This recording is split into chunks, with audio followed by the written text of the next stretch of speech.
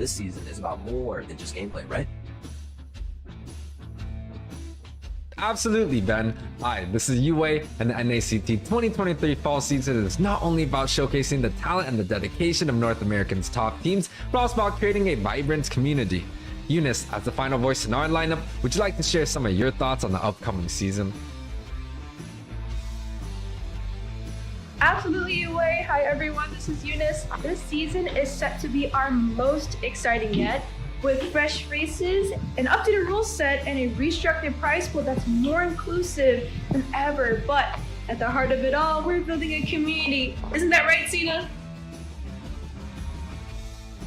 That's right, Eunice. We are making an amazing community. Hello, everyone. It's Sina Lily here. For this season, let's make it a memorable one on and off the stage as we build a sense of camaraderie and sportsmanship. For the NACT 2023 fall season, let's embrace this journey together and make it an unforgettable one in esports history. I can't wait to share this adventure with you all. See you guys all soon.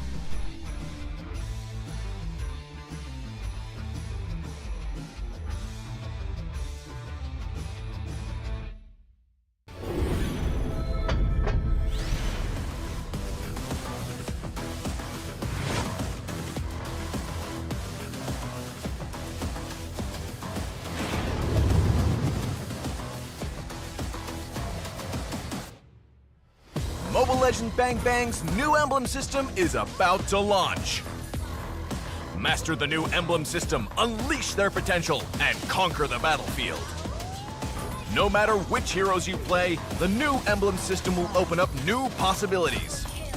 In the new emblem system, talents will no longer be restricted to specific emblems and can be mixed and matched for greater customization and versatility on the battlefield. Imagine using Bargain Hunter with the Marksman emblem on Layla to gear up ahead of the enemy for an early power spike. Or Killing Spree on the Mage emblem for Guzhan to turn him into an even deadlier assassin that can pick off the enemy one after another. You can discover more ways to play your favorite heroes and really shake up the meta. We've streamlined the emblem types to make it easier to pick the right one. We've also optimized talents to focus on providing more options for your heroes. In terms of editing and applying emblem setups, it's now easier than ever to quickly adjust them on any hero. You can configure your talents in just 3 simple steps. When it comes to progression, your emblems will no longer cost battle points to upgrade, and your previous emblem levels will all carry over. Tailor your emblems to your playstyle, grab your friends, and queue up for some intense MOBA action. Mobile Legends Bang Bang new emblem system available 6/27. Master the new emblems, master the battlefield.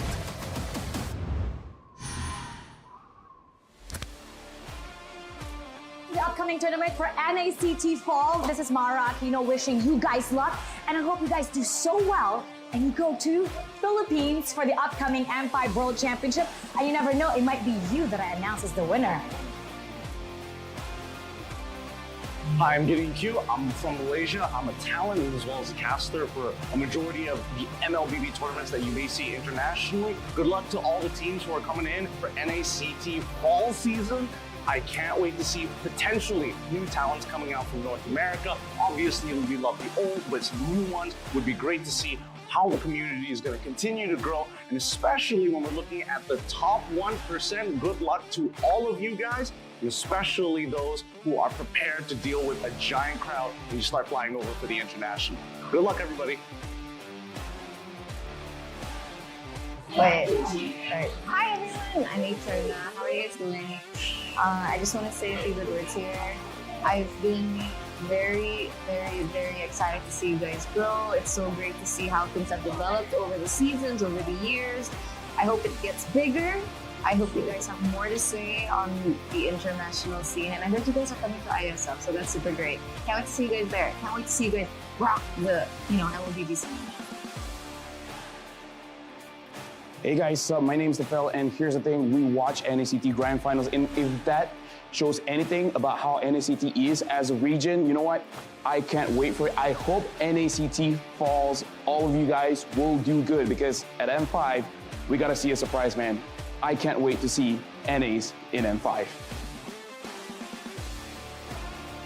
What's up guys, I'm Mirko, Indonesian caster. Right now, casting for MSC. I'm eating. They told me to do this. It's all good. NACT is gonna be insane, all right? You know who I'm rooting for. I'm wearing their colors, BTK all the way, all right? So yeah, BTK. Support M5 BTK.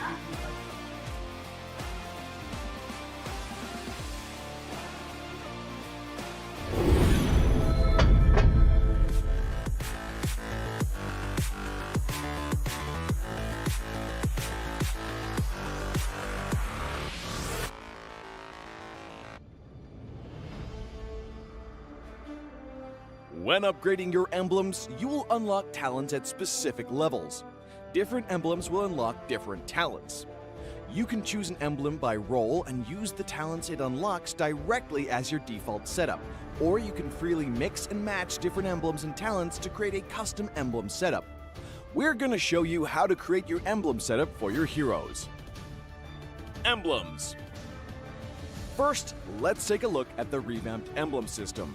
There are now 7 emblems in the game, 1 basic common emblem, and 6 role emblems.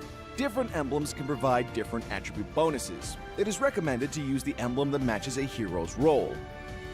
Standard talents, Tier 1. After selecting an emblem, you can then choose from 8 standard talents at Tier 1. These talents provide mostly straightforward bonuses to heroes. Of the 8 talents, Thrill and Swift are good on almost any hero, while other talents are more catered to certain roles. Standard talents, Tier 2. At Tier 2, you will also have 8 standard talents to choose from. The Tier 2 talents trigger or work under different circumstances. We still recommend choosing one that matches the role of your hero.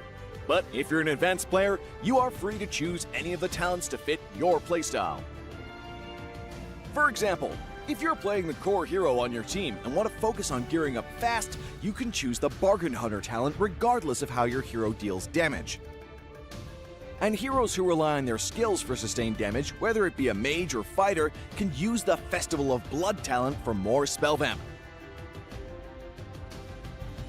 Core talents, Tier 3. Finally, let's talk about the most important talents, the core talents. There are 8 core talents available in the game, and each provides a unique and powerful effect. We recommend choosing the core talent to match your hero's role and only use core talents from other emblems for advanced or unconventional tactics. The revamped Weakness Finder talent is no longer reserved for ranged heroes. This talent is now a viable option for any hero that relies on basic attacks and wants better laning and the ability to slow enemies. The Lethal Ignition talent now deals adaptive damage, making it a prime choice for any hero that has heavy-hitting combos.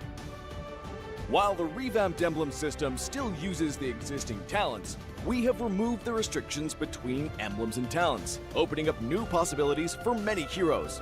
We look forward to seeing players discover new ways to play their favorite heroes on their way to becoming a legend.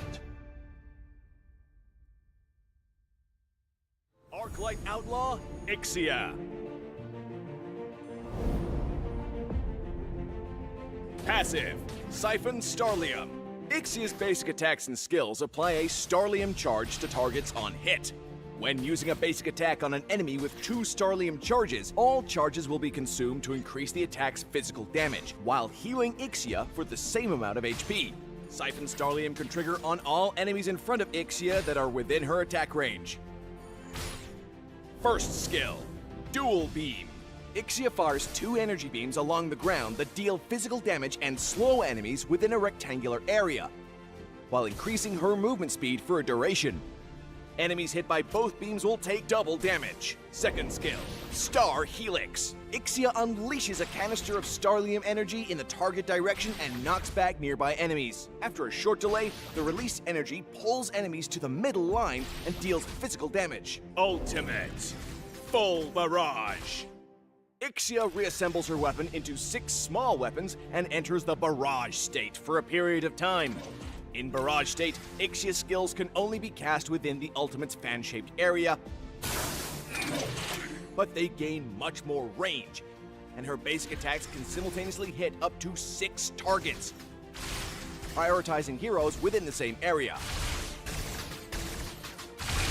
When in barrage state, the damage of Siphon Starlium is also increased.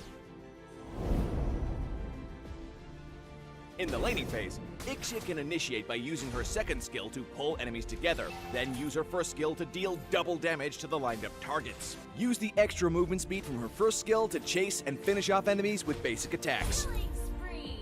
In teamfights, Ixia should get to a safe position that can cover the most enemies within the range of her ultimate, then use enhanced basic attacks together with her second and first skill to CC enemies and crush down her enemies.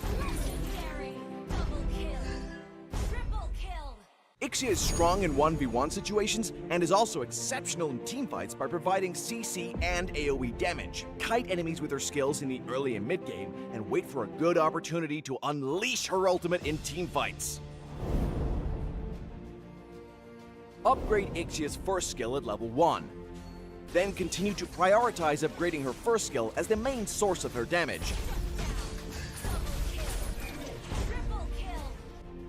Ixia's first skill deals double damage to enemies in the center.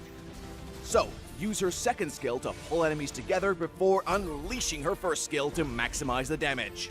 Ixia's second skill can knock back nearby enemies, so use it when the enemies try to dive in to keep them at bay.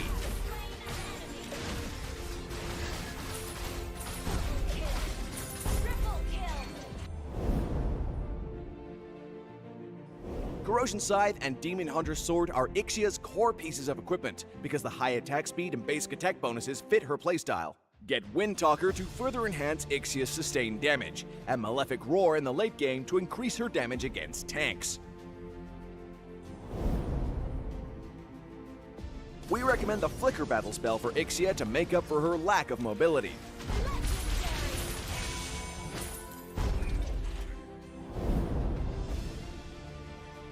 Ixia's skills allow her to easily kite enemies, making her a great counter to close-range heroes and heroes with no CC skills, such as Fredrin and Bane.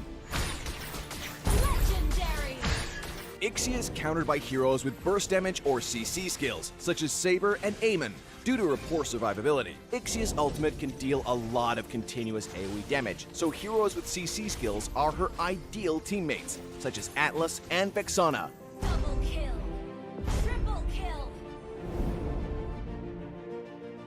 Ixia is great at kiting enemies, but her damage is not high in the early game, so make good use of her second skill CC and the movement speed bonus of her first skill to poke and kite enemies.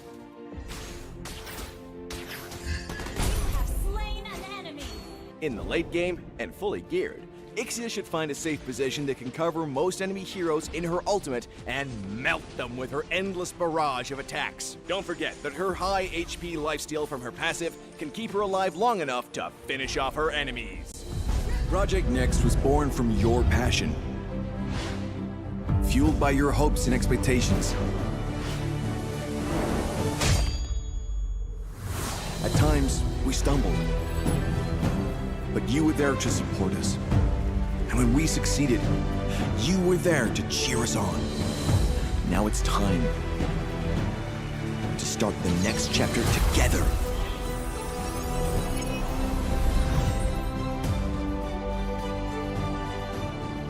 Creating bigger and better experiences.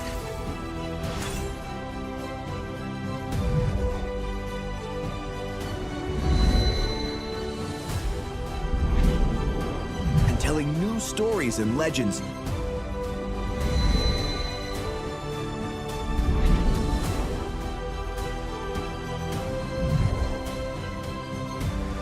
Let's treasure every moment together. Celebrate every accomplishment. Your love and dedication is what makes all this possible. Together, let's shape the future of Mobile Legends Bang Bang. Next for you. In the world of esports, every battle is a chance to prove oneself. Every moment holds the potential for greatness. It's not just about winning, but the spirit of competition that drives us forward. NACT 2023 Fall Season is where dreams are realized, where champions are crowned, and where legends are made. In the arena, we face our rivals head-on with unwavering focus and unwavering resolve. We leave no stone unturned, no opportunity wasted.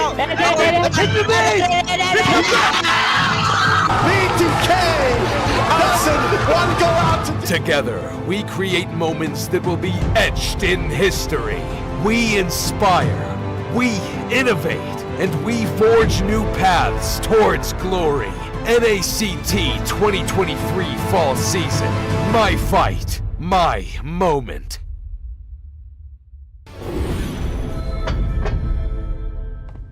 Look who finally showed up. Unload your weapon and return the goods. And if you ask nicely, I just might let it go.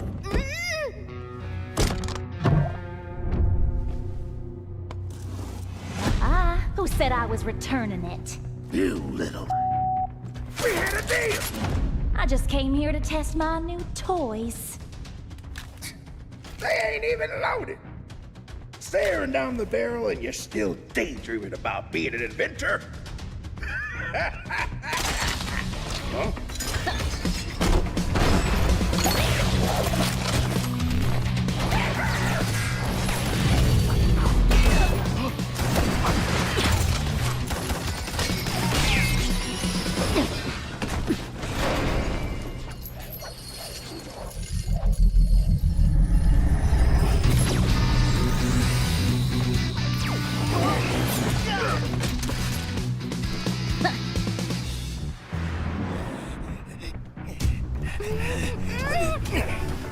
Stop, or she gets it! Then you'll have to answer to Erudicio. Erudicio? Well, isn't that perfect? I got a bone to pick with them. So how about I just blast you both? You're crazy! Leave me out of your squabbles!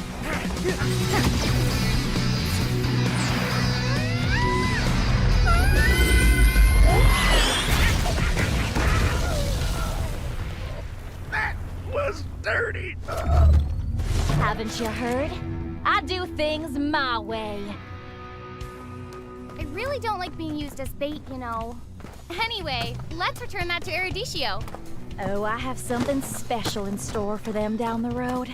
So I'll take this as payment.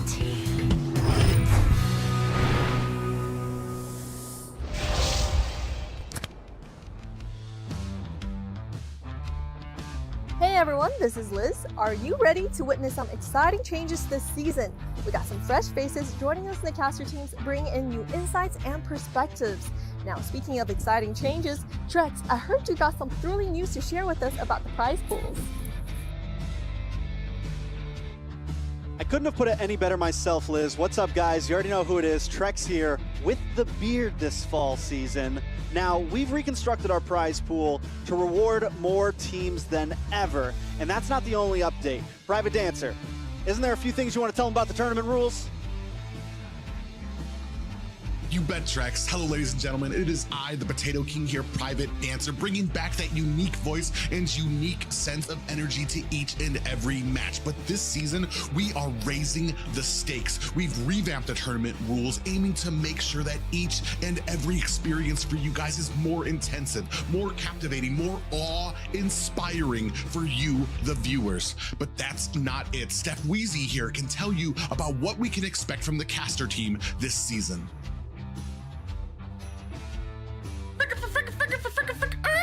Private, thank you so much for that. I'd love to share. For the NACT fall season, we are elevating things to newer heights. Steph Weezy here. I can't wait to see you guys on the desk. But speaking of the desk, we also have some brand new faces. Ben, why don't you go ahead and introduce us to our new colleagues?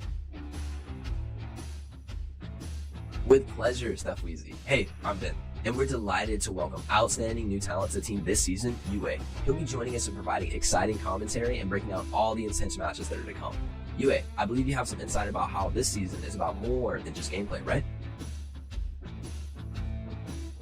Absolutely, Ben. Hi, this is Yue, and the NACT 2023 fall season is not only about showcasing the talent and the dedication of North America's top teams, but also about creating a vibrant community. Eunice, as the final voice in our lineup, would you like to share some of your thoughts on the upcoming season?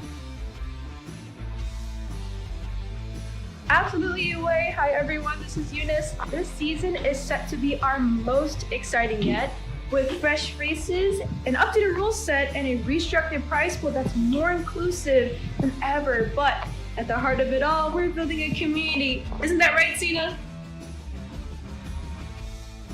That's right, Eunice. We are making an amazing community. Hello, everyone. It's Sina Lee here. For this season, let's make it a memorable one on and off the stage as we build a sense of camaraderie and sportsmanship. For the NACT 2023 fall season, let's embrace this journey together and make it an unforgettable one in esports history. I can't wait to share this adventure with you all. See you guys all soon.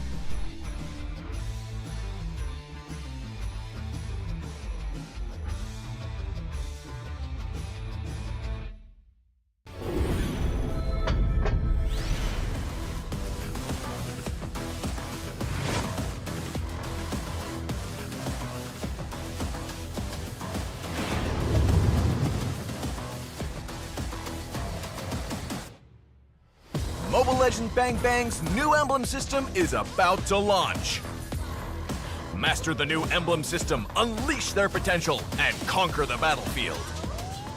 No matter which heroes you play, the new emblem system will open up new possibilities. In the new emblem system, talents will no longer be restricted to specific emblems and can be mixed and matched for greater customization and versatility on the battlefield.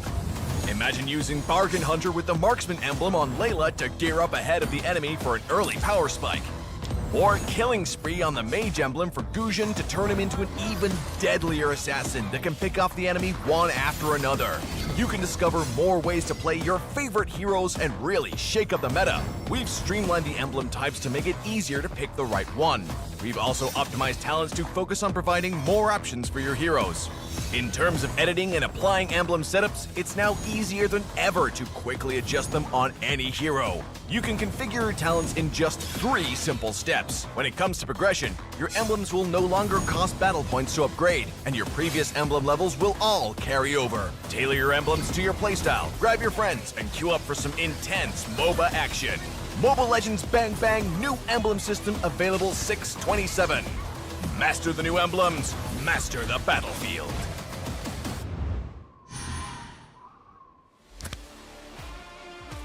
The upcoming tournament for NACT Fall. This is Mara Aquino wishing you guys luck, and I hope you guys do so well and you go to Philippines for the upcoming M5 World Championship. And you never know, it might be you that I announce as the winner. Hi, I'm Gideon Q. I'm from Malaysia. I'm a talent as well as a caster for a majority of the MLBB tournaments that you may see internationally. Ladies and gentlemen, welcome to the Nighthorde Mobile Saiyans Grand Finals. We're going to be seeing 2 amazing teams fighting it out. BTK versus the Ohio Brothers. My name is Steph Weezy. It's been a minute, but we are back and ready than ever to see these 2 teams fight it out. The top teams in North America, especially during the NACT fall season. Everybody gets to see the battle they've been looking for. Let's not waste any more time. Let's go ahead and go swing on over to our amazing caster's desk to start this best of 5. That's it. Make it or break it. 32 teams fought it out here for a chance to win not only an amazing cash prize of $1,000, but also 100,000 diamonds, right? The Mobile Saiyans and Nighthorde collaborating with the Mobile Legends Scrim Academy, and we are here. But speaking about being here, let's move on over to the first match of the day between this amazing best of 5 of BTK and TOB with the great caster all the way out from India, Scared Jet. Let's see how he's doing. Frickin' Earth, the man with the plan. What's up, Scared Jet?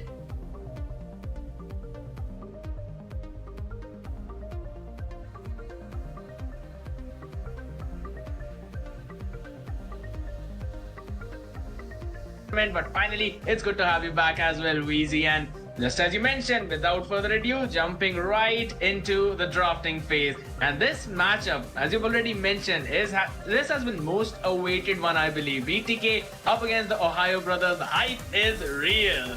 Yeah, the hype is definitely there. I mean, everybody's, prepping for the amazing fall season, which is currently going on right now with the qualifiers. And these are the top teams. These teams both have an automatic seat in the top 8 for North America for this fall season. So they're the only ones officially slotted for the NACT. Everybody else has to fight it out this weekend through the qualifiers. So getting to see them go head-to-head is definitely going to be a treat, a sneak peek of North America's greatest teams fighting it out in this best of 5. Definitely, we're gonna have a taste of the meal that's coming in the NACT. So quickly looking at the bans, and again, it's the Angela being banned out. I believe in the previous week when I was casting with Aiko, we did talk about how strong the Angela was, especially in the mid lane, and you do not even need to pick up a roam. You just directly go build magic on Angela, and she deals a decent amount of damage. Plus, the Heart Guard also gives an outplay potential wherein someone might think you're low on HP. You can bait them out, and you've got a ton of shield over you along with an excessive mobility. So pretty solid ban coming in from the side of BTK. Yeah, I mean, I just casted the Game of Futures Digital Tournament, and that's when I started seeing this Angela ban down. We were going crazy. We're like, what's going on? But it looks like it's made its way all the way across the waters to North America. And it's interesting. I mean, I don't think we ever would have thought that Angela would have been prioritized in the early bans, and this is going to completely change the way drafting is, because now with Angela being banned out this early, it's going to create other opportunity to open up in the first phase of the draft. Absolutely, and I would not be surprised if you're going to see a Florin being picked up. We did see the potential coming in from Florin, that ultimate heal and the removal of the dominance ice effect. You do not have any kind of anti-regen effect. You will be able to regen an entire amount for the next few seconds. So I believe she could be a pretty solid pick coming in. Might not be very good at the first pick, but definitely a solid first drafting phase pick. But talking about solid picks, we will see Uranus being banned out for now. So I am expecting TUB to probably take away either a Maze, because we've got a lot of it open. You've got Valentina, Novaria, Eve, all are up for grabs. Yeah, definitely everything up for grabs, and I can't wait to see which way this is going to go. I mean, the Uranus being taken off the board. True. I'm a fan of that, right? Uranus has been such a monstrosity in the XP lane. The mobility, the sustainability, the man can solo a full team and still get away with max damage items going against him. So, not the worst option. I can get around with that R-Lot being taken off the table, but there goes the final ban for the first phase. They're going to go ahead and take out that Franco. How you feel about that, Scared Jet?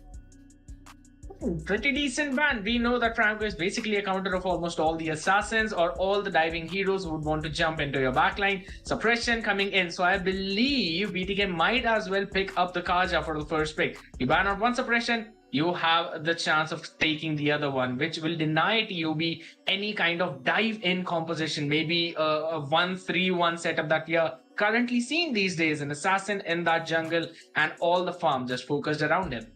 That's right. And with that suppression off the table, we got to kind of look at these players that are on the board so far, right? Best player, he kind of disappeared for a little bit. We were wondering, he did start streaming. He's out there on YouTube now. So I wonder how he's been kind of prepping for the NACT fall season. And we're going to get a great sneak peek of that right here, right? We got to see him a little bit in the Cyberpunk tournament, and they didn't do too hot. But now seeing them sneak up into here, I want to see if they've kind of elevated that energy. But on the opposite side of the spectrum, BTK, they have been on fire lately. They've been practicing every single day, hours on end on the live stream, and they got a super team. I mean, these are both superstar teams. I'm not going to give any credit to either side over the other, but when it comes to how much I've been seeing them practice, they're ready for the opportunity, and I really want to see exactly where TOB is standing today in this matchup. But it is best of 5, so I know we're all hoping it goes that extra mile. I want to see a game 5. Absolutely. Everyone would love to see the game 5 coming in between both of these teams, and it's just as you mentioned, BTK standing up to their name, being bloodthirsty about that improvement and about that one extra mile. But talking about extra mile, we're going to see Claude traveling a lot of that using that sprint of his, and I believe it is a pretty solid answer for the Eve. And talking about Kaja, this might be the perfect opportunity for BTK to take that in.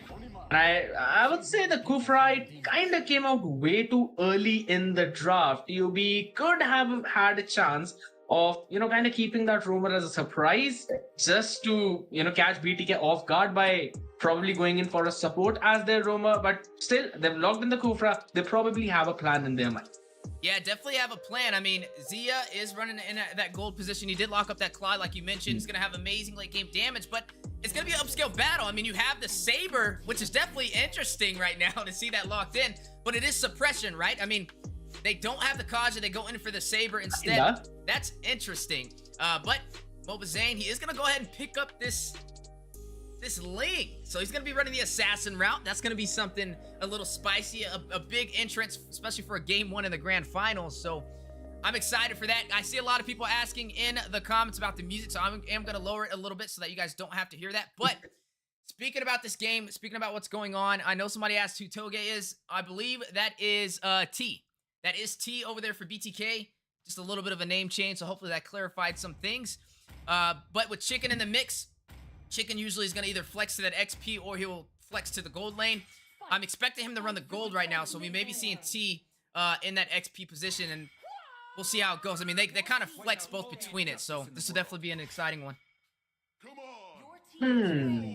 And BTK taking the ban Cho out of the picture along with the Faramis. Faramis, okay, now I am confused a little bit. Since TOB have already shown up their cards, they have shown the Kufra is going to be their roamer, so I would not try to prioritize banning out potential roam options when they already have picked up their mage as well in the form of Liu Wei.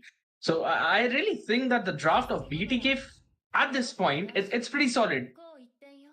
Wait, are they reading the cards in the EXP, Saber in the gold?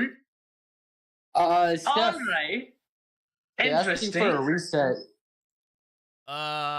Okay, hold on. Confusing though. We got to reset? Why?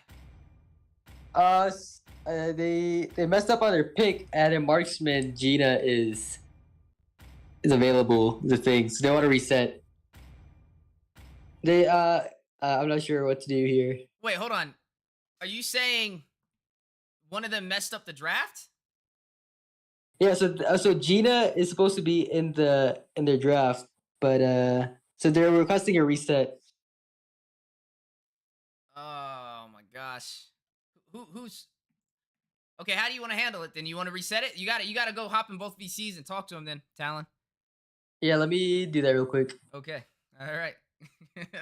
Well, while we're waiting for that, let's go ahead and move back on to our amazing caster's desk. Hey, you guys heard it just like I did, all right? So we're just here vibing with it out on this amazing weekend with you guys. So we are going to do a reset.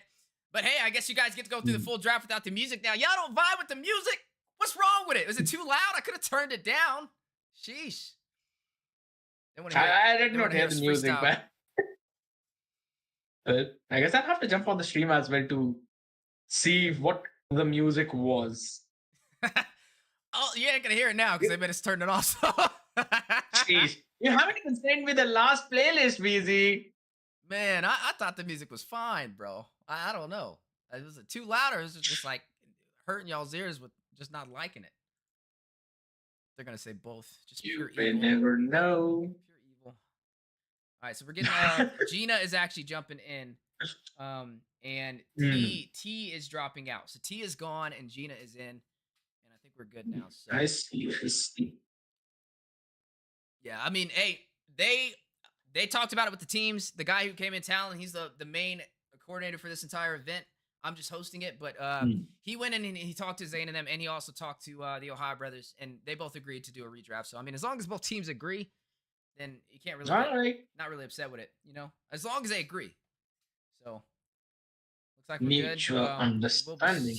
Mutual understanding. We will be starting it back here in a second. So, but yeah, man, exciting times for North America, guys.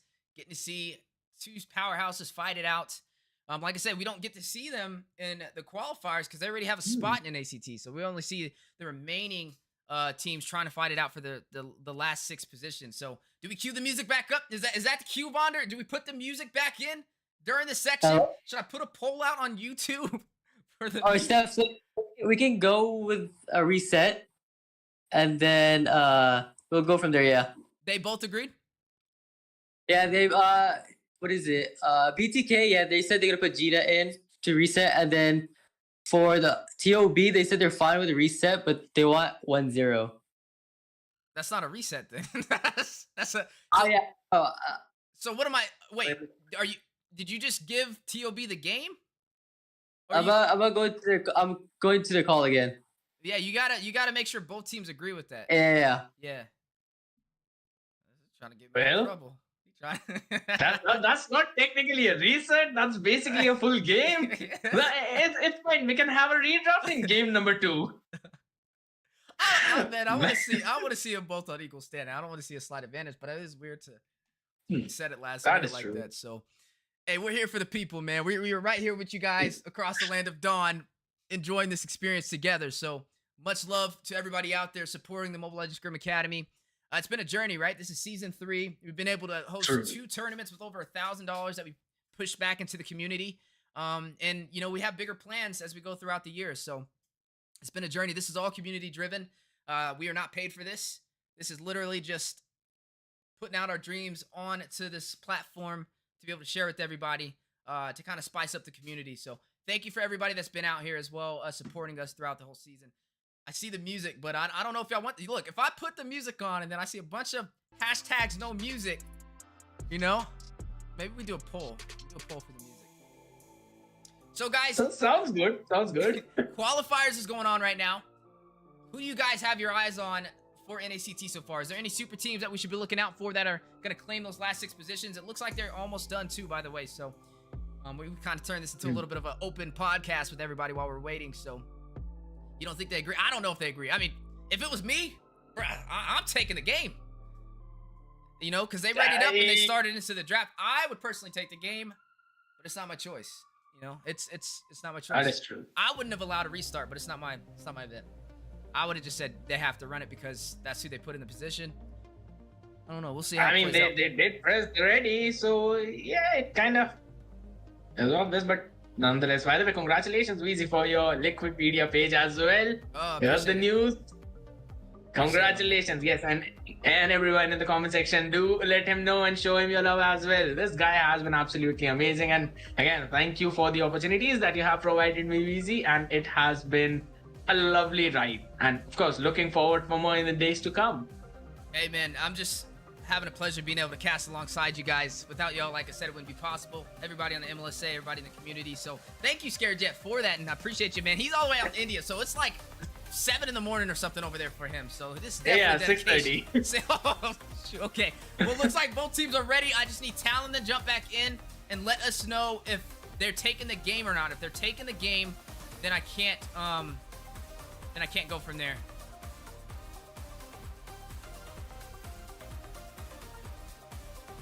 I mean, we don't know, man. It's BTK. They always end up surprising us, so they might as well just let them take the game.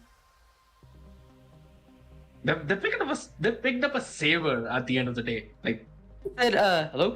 Yeah, there he is, the man with the plan. Reset. What's up? It's a reset? Yeah, reset. So BTK is taking. We're just starting over. No, it's 0-0. Yeah, 0-0. All right, because he said reset, but then he said, "All right, we're good." I talked with both teams. We came at an agreement. Okay. Okay, sweet. All right, let's start it up. We are good to go. BTK will jump in here for game 1. It's even. Huh? It's same bands, and then the first 2 picks for TOB is the same. Kufa, Claude. Yeah. And they continue from there. Did you tell them that though? Yeah. Yep. Okay, we're good. They all then. agreed. Appreciate you. Yeah. All right, let's get into the draft. Here we are, wasting no more time. What we've been waiting on, man. That was a cool little segment, getting to chat with everybody out there across the land of Dawn, man. Sorry for the delay, but we are here. BTK TOB Grand Finals Nighthorde Mobile Saiyans Tournament. Getting to cast alongside the amazing Scare Jet all the way out from India. And G the Ico sneaking up on YouTube with the Ico clan and the Ico experience. Hope you guys are doing well. Also, appreciate y'all tuning in. Absolutely, and now finally we'll have a little more time to talk about the drafts, you know, the bans that we were seeing and the kind of unexpected heroes that we never thought would actually be banned out. I mean, I still do remember that there was a time when people thought that Rafaela pick is literally just a troll, and then after the meta changed, Rafaela became a priority pick. Now, I think so, since these emblem changes have led to a few chain reaction changes in the meta, I do feel like bringing out the Angela, bringing out the Florin, all those support might actually come back into that meta. I mean, we do still see Diggy coming in, and suppressions are important. That is true, and those setup tanks will not go out of the picture. But I feel this might actually be a pretty solid time to bring out those Florins, even those Estes, onto the table. Yeah, I mean, you definitely make some excellent points. I mean, the Estes, I would be a fan to see that, right? Maybe throwing in a little bit of the Ube strat, especially with Mobile Zane running more of the tankier heroes, something he's a little bit more comfortable with. But he has been running the Assassins and been switching it up. So he literally went through the hyperbolic time chamber, man. Zane 2.0 on the building right now. So we'll see how this goes. Joy Bosch is going to lock in that Kaja. So we did see that Saber last time, but I don't think we're going to see that again. They're going to go ahead and pick up this Boxia instead. Oh. There we go. We're not even going to see the link coming in from Zane. It's the Basha in that jungle. So I believe it's a pretty solid pick. You already have dominant size in your kit. I mean, not exactly dominant size, but the anti-regen effect that you can apply on your opponents with your skills. So a pretty solid pick. And you can have those quick rotations coming in with that skill one of yours. I like to call it roly-poly. Please do not mind me saying that. But nonetheless, the answer for that jungle is going to be the Alpha with that true damage, and I think it is a pretty good option to go with. They could have kept it for the second phase because we did not see BTK banning out any junglers for that second phase, but they're going to focus down on those mages. Yeah, definitely going to focus on these mages. The Alpha, we've been seeing him come and dominate since the new emblem system and a little bit of some changes to his skill. So he has more sustainability. He definitely has the damage needed.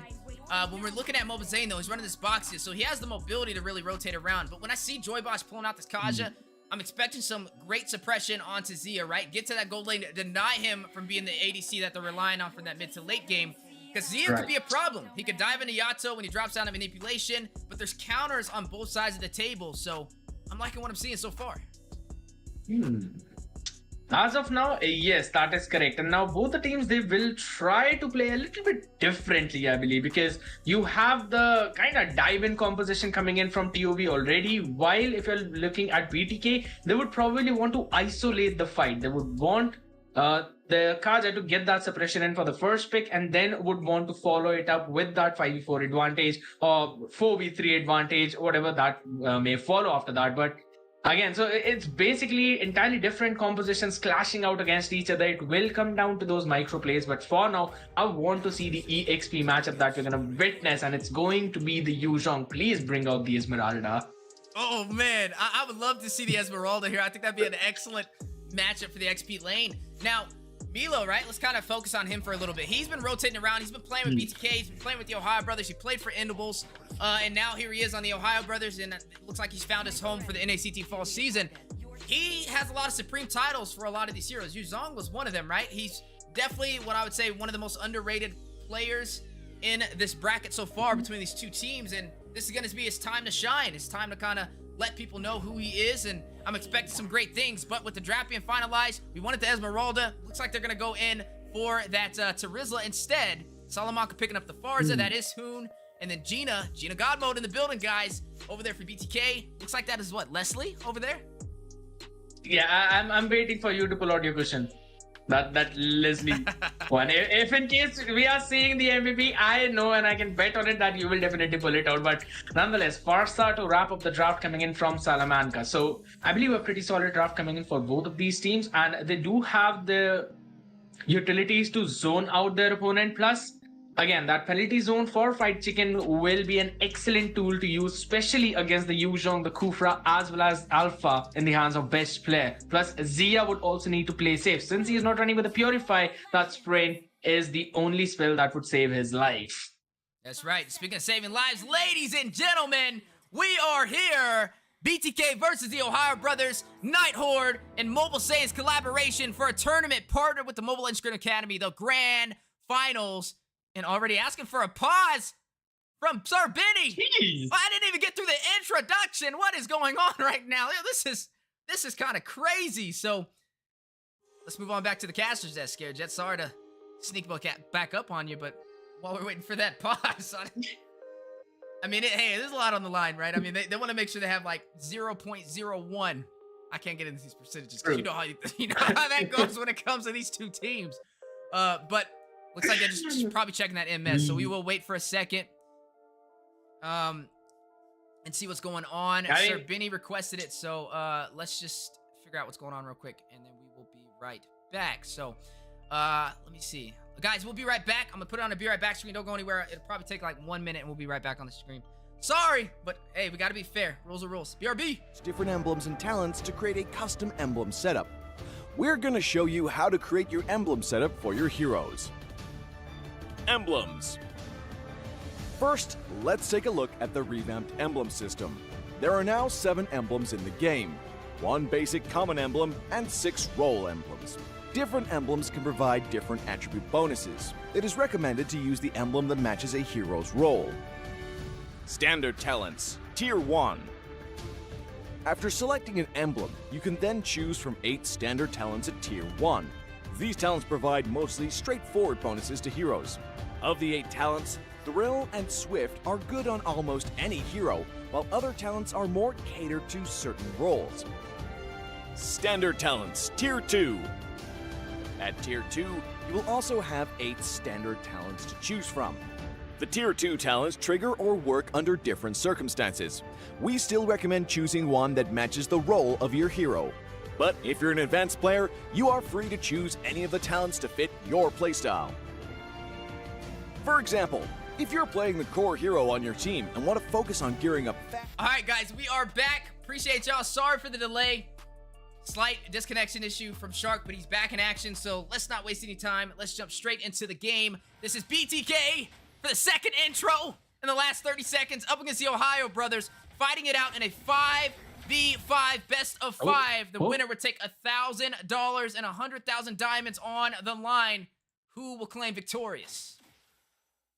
We'll have to wait and see. I really love the fact that Kufra already made sure that Zayn had to use his retribution at his red buff to secure him, the orange buff to secure it. So that basically gives them the room to actually secure that Litho Wanderer without any major contest or difficulties, and that's exactly what best player is looking to do.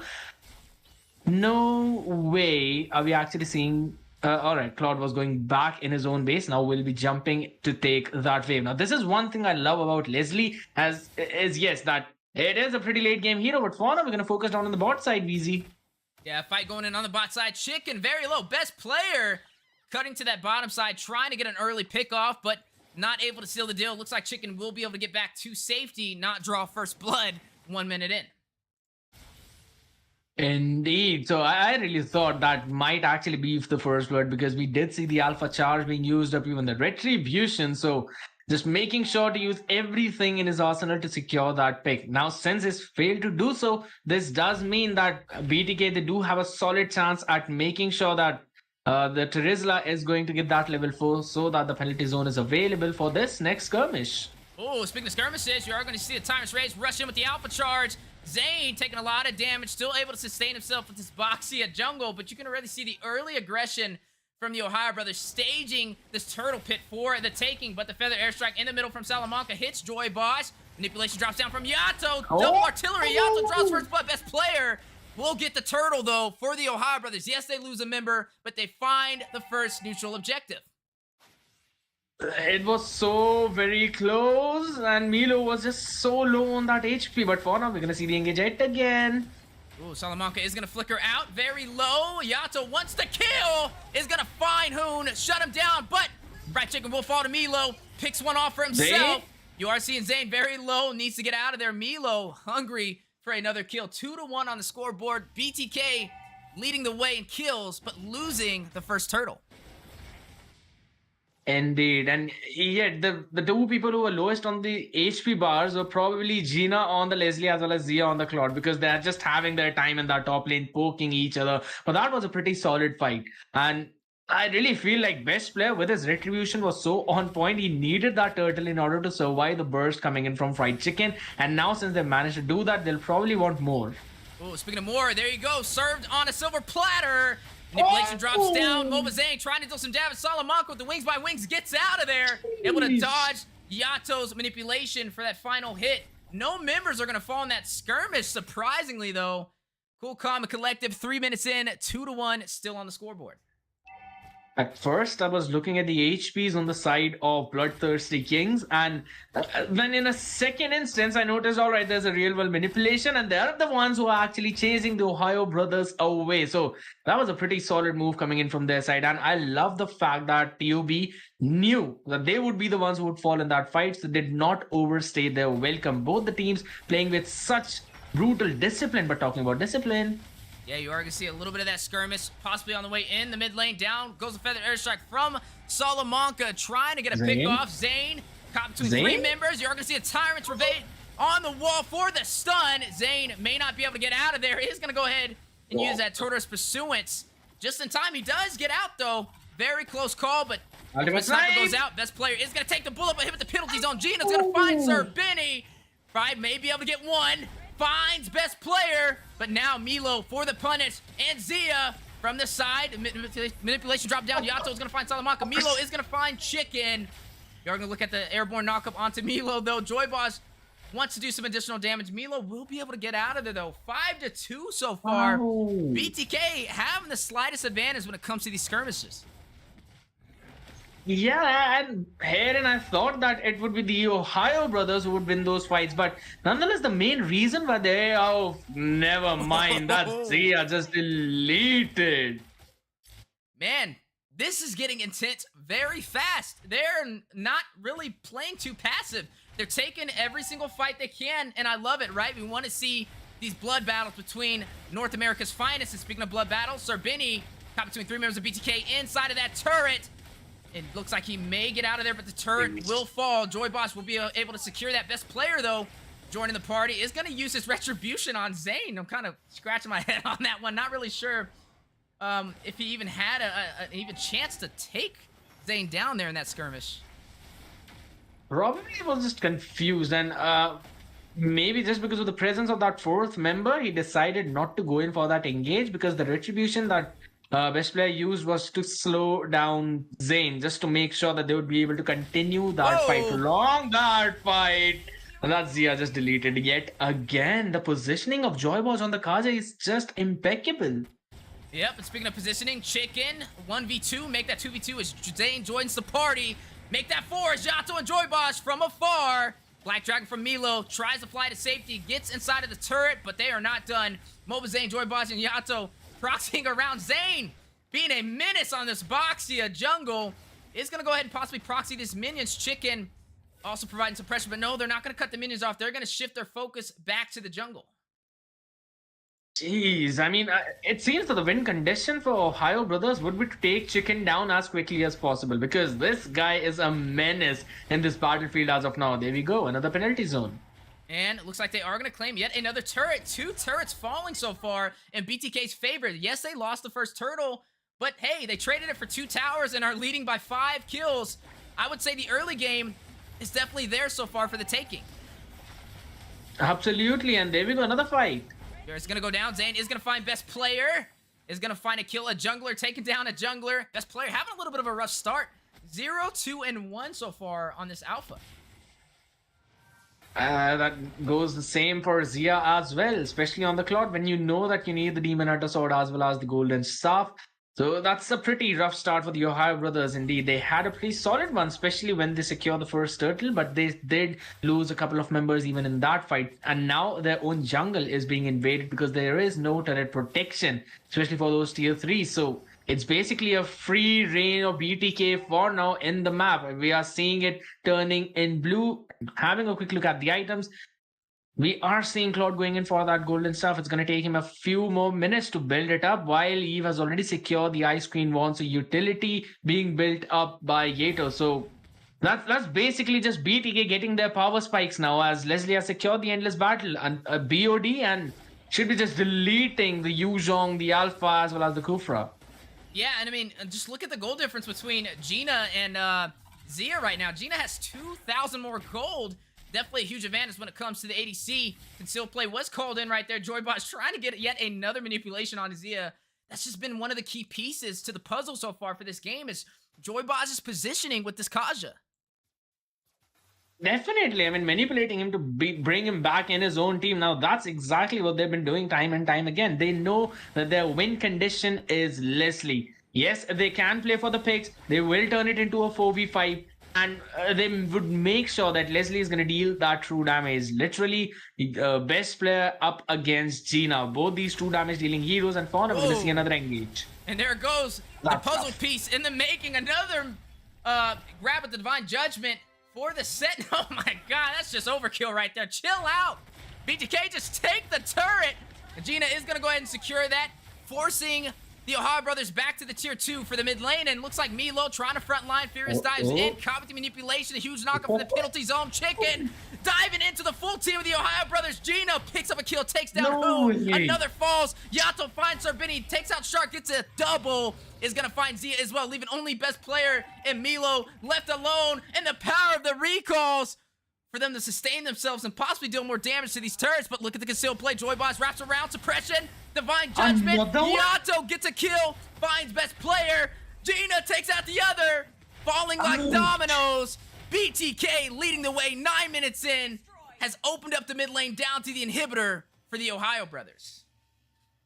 And that's even the bottom tier to being taken out by Gina. And this is what the win condition was. This is the scariest part of a Leslie, when you have to deal with a Leslie that is farmed up in the 10th minute of the game, has not even fallen once, going a solid 4-0-6. And we did see Milo just getting obliterated. 1,200 damage, and that's just true. You cannot block it, you cannot stop it in any kind of way. That's pretty rough for the Ohio brothers as of now. They need to make sure that their Claude is farmed up, and they also want Zia to have the Malefic Roar. We did see Blazing Duet coming out, but it did absolutely no damage to Terizla as well as the Basha. So the front lining is just so very solid and so very chunky. It seems pretty difficult because we're seeing him going in for a corrosion site, and for now, seeing how things are going, we'll probably witness yet another skirmish. But the Lord is going to fall, though, so it looks like they won't be able to push into that inhibitor as easily as they planned, but it's not going to stop them from applying that pressure. They want this inhibitor, and they're not letting go, but look at Sir Benny, possibly going to wind up for a set, not going to find anything. A wise decision. I mean, they are down in the economy right now, right? 14-2, down by 11,000 gold, and the score is just increasing in BTK's favor. Huge penalty zone. Cinco knockup, Cinco de Mayo.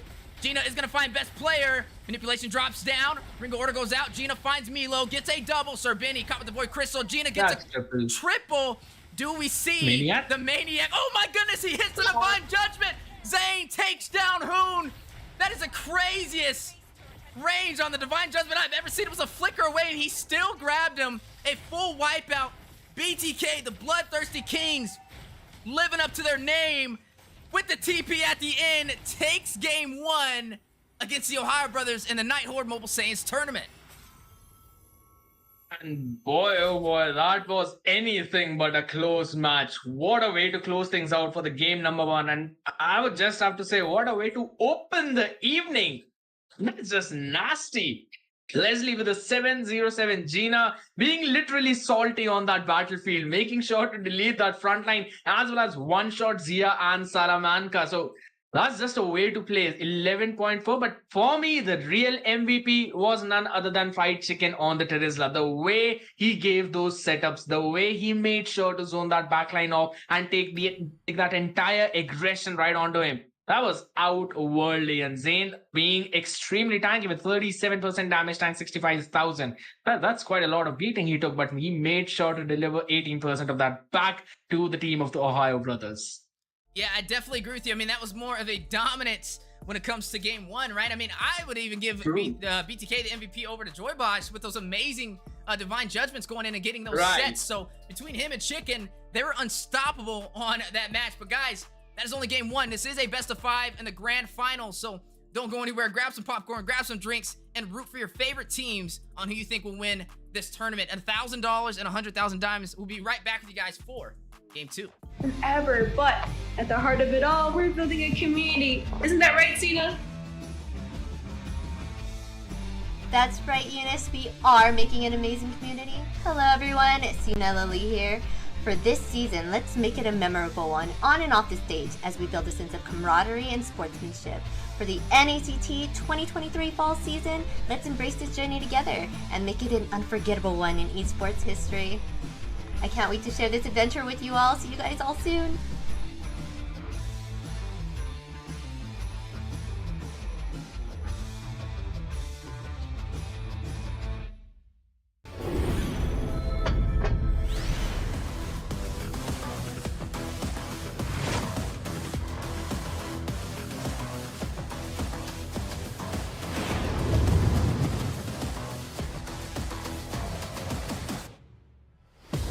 Legend Bang Bang's new emblem system is about to launch.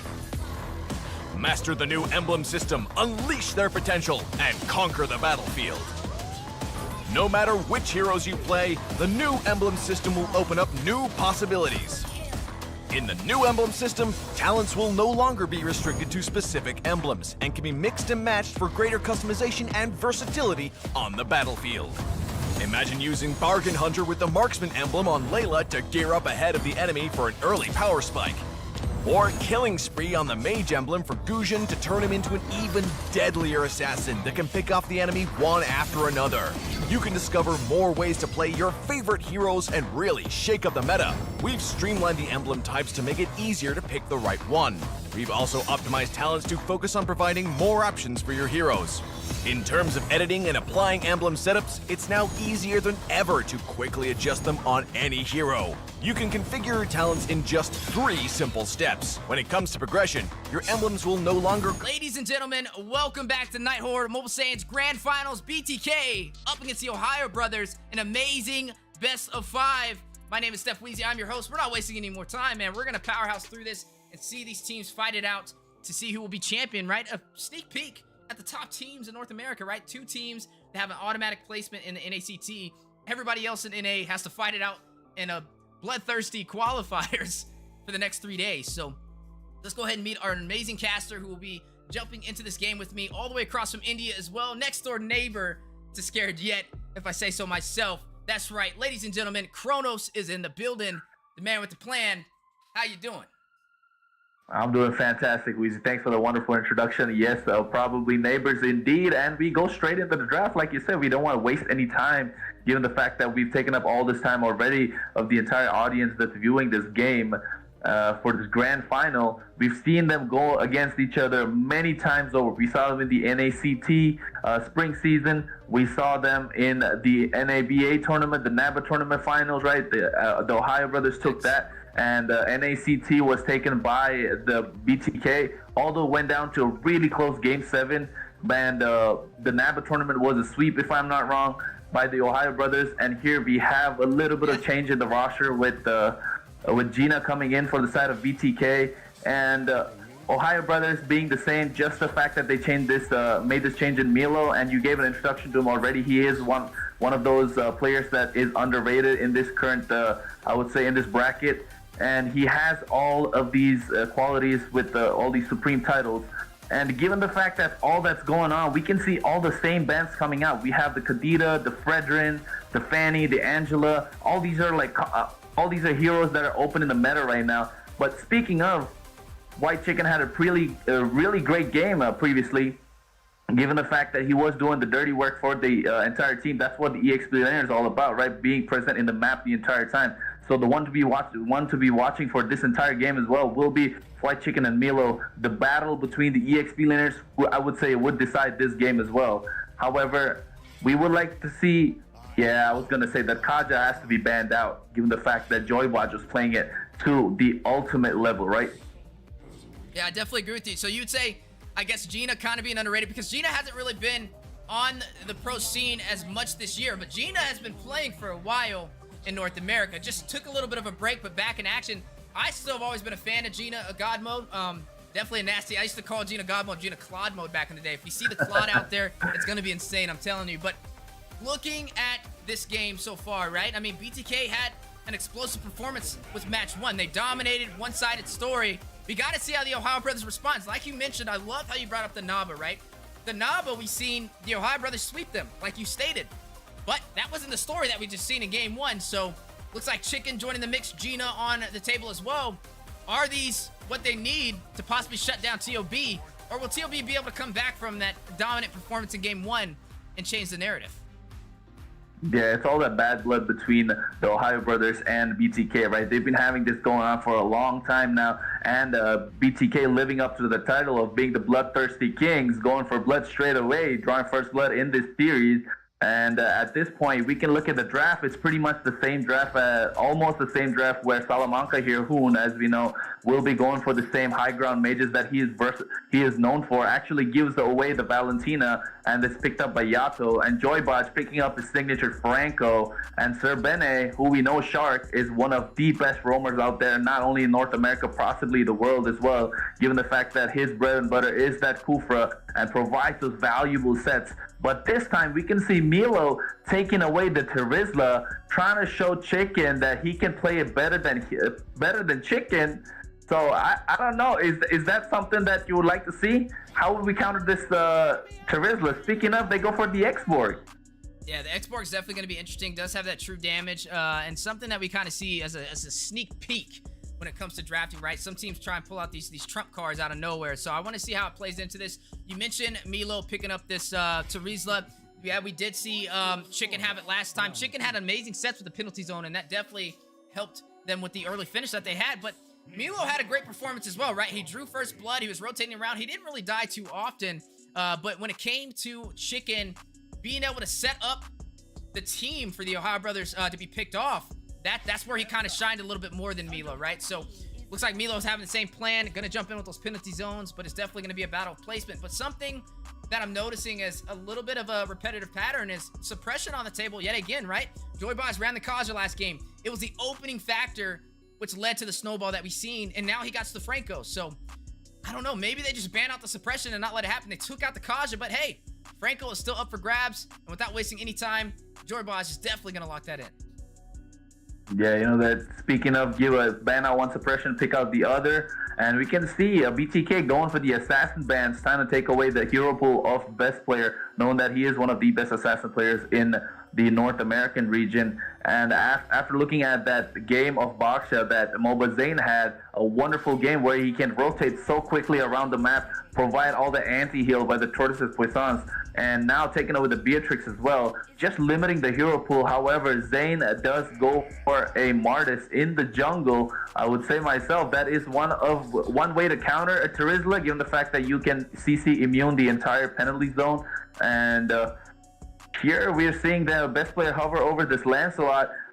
At this point, is Lancelot really a good option given the fact that you look at BTK's draft, right? Yes, they have the Franco, they have the suppression coming in, they have Yato on this Valentina as well. Then you have this X-Borg, who they have a lot of mobility, a lot of survivability. You don't want to pick off the Franco because he's only a tank, right? He's not the one that you want to pick off the entire game. And Zane has that Mortal Coil to actually use that to CC immune his way, and he even gets damage reduction when he's using that skill. So not really a big fan of this Lancelot pick right here, but then knowing best player, he could prove me wrong all the time. And Zia QT going in for this Brody, which will pay dividends as he is much more of a siege marksman, I would say, that can take down these turrets really quick and work his way around the map. And Gina Salty here, like you said, that is the quad mode that we're going for. I mean, if I say so myself, it's time, right? It's quadrant time at this point. And to say they have a really good composition. Only one thing I want to stress over the fact that in the previous game, we saw Joybotch going with Kaja with the suppression, right? And we had Terizla coming in from White Chicken, who has the group potential setup. But in this game, we don't have that. X-Borg doesn't really provide group sets apart from his smart missiles, which has a little bit of CC to take away. But given at this point, Joybotch seems like he has a big role to play, just having these early pickoffs. Same with Milo and Sir Benny as well. And looks like it's going to be a battle of the EXP laners, the roamers, and Weezy, take it away. That's right, ladies and gentlemen, we are jumping into Game 2, the Ohio Brothers versus the Bloodthirsty Kings in the Nighthorde and Mobile Saiyans Tournament Grand Finals, as both of these teams are fighting it out for $1,000 cash prize and 100,000 diamonds. Partnered up with the Mobile Legends Scrim Academy to host this amazing event while the NACT is active, a sneak peek of North America's finest talent. Who will be able to climb that ladder and claim victory? Will it be MOBA Zane and the champions from the NACT spring season, or will the Ohio Brothers make their mark in history today? Yeah, this is only a small sneak peek, like you said, right, to before the NACT actually comes up. So we can see what we're in for. And White Chicken here, you can see the early rotation coming in, given the fact that he has a very fast wave clear, goes in and secures the Lethal Wanderer for the side of BTK, while Joybot just makes his way around the map, tries to get a couple of hooks and lands them. It's all about landing these initial hooks, right? He lands these first 2-3 hooks in the first 3 minutes of the game. It's going to be a game changer. It's not just the fact that he has suppression in his kit, but it's also a mental factor when it comes to play, right?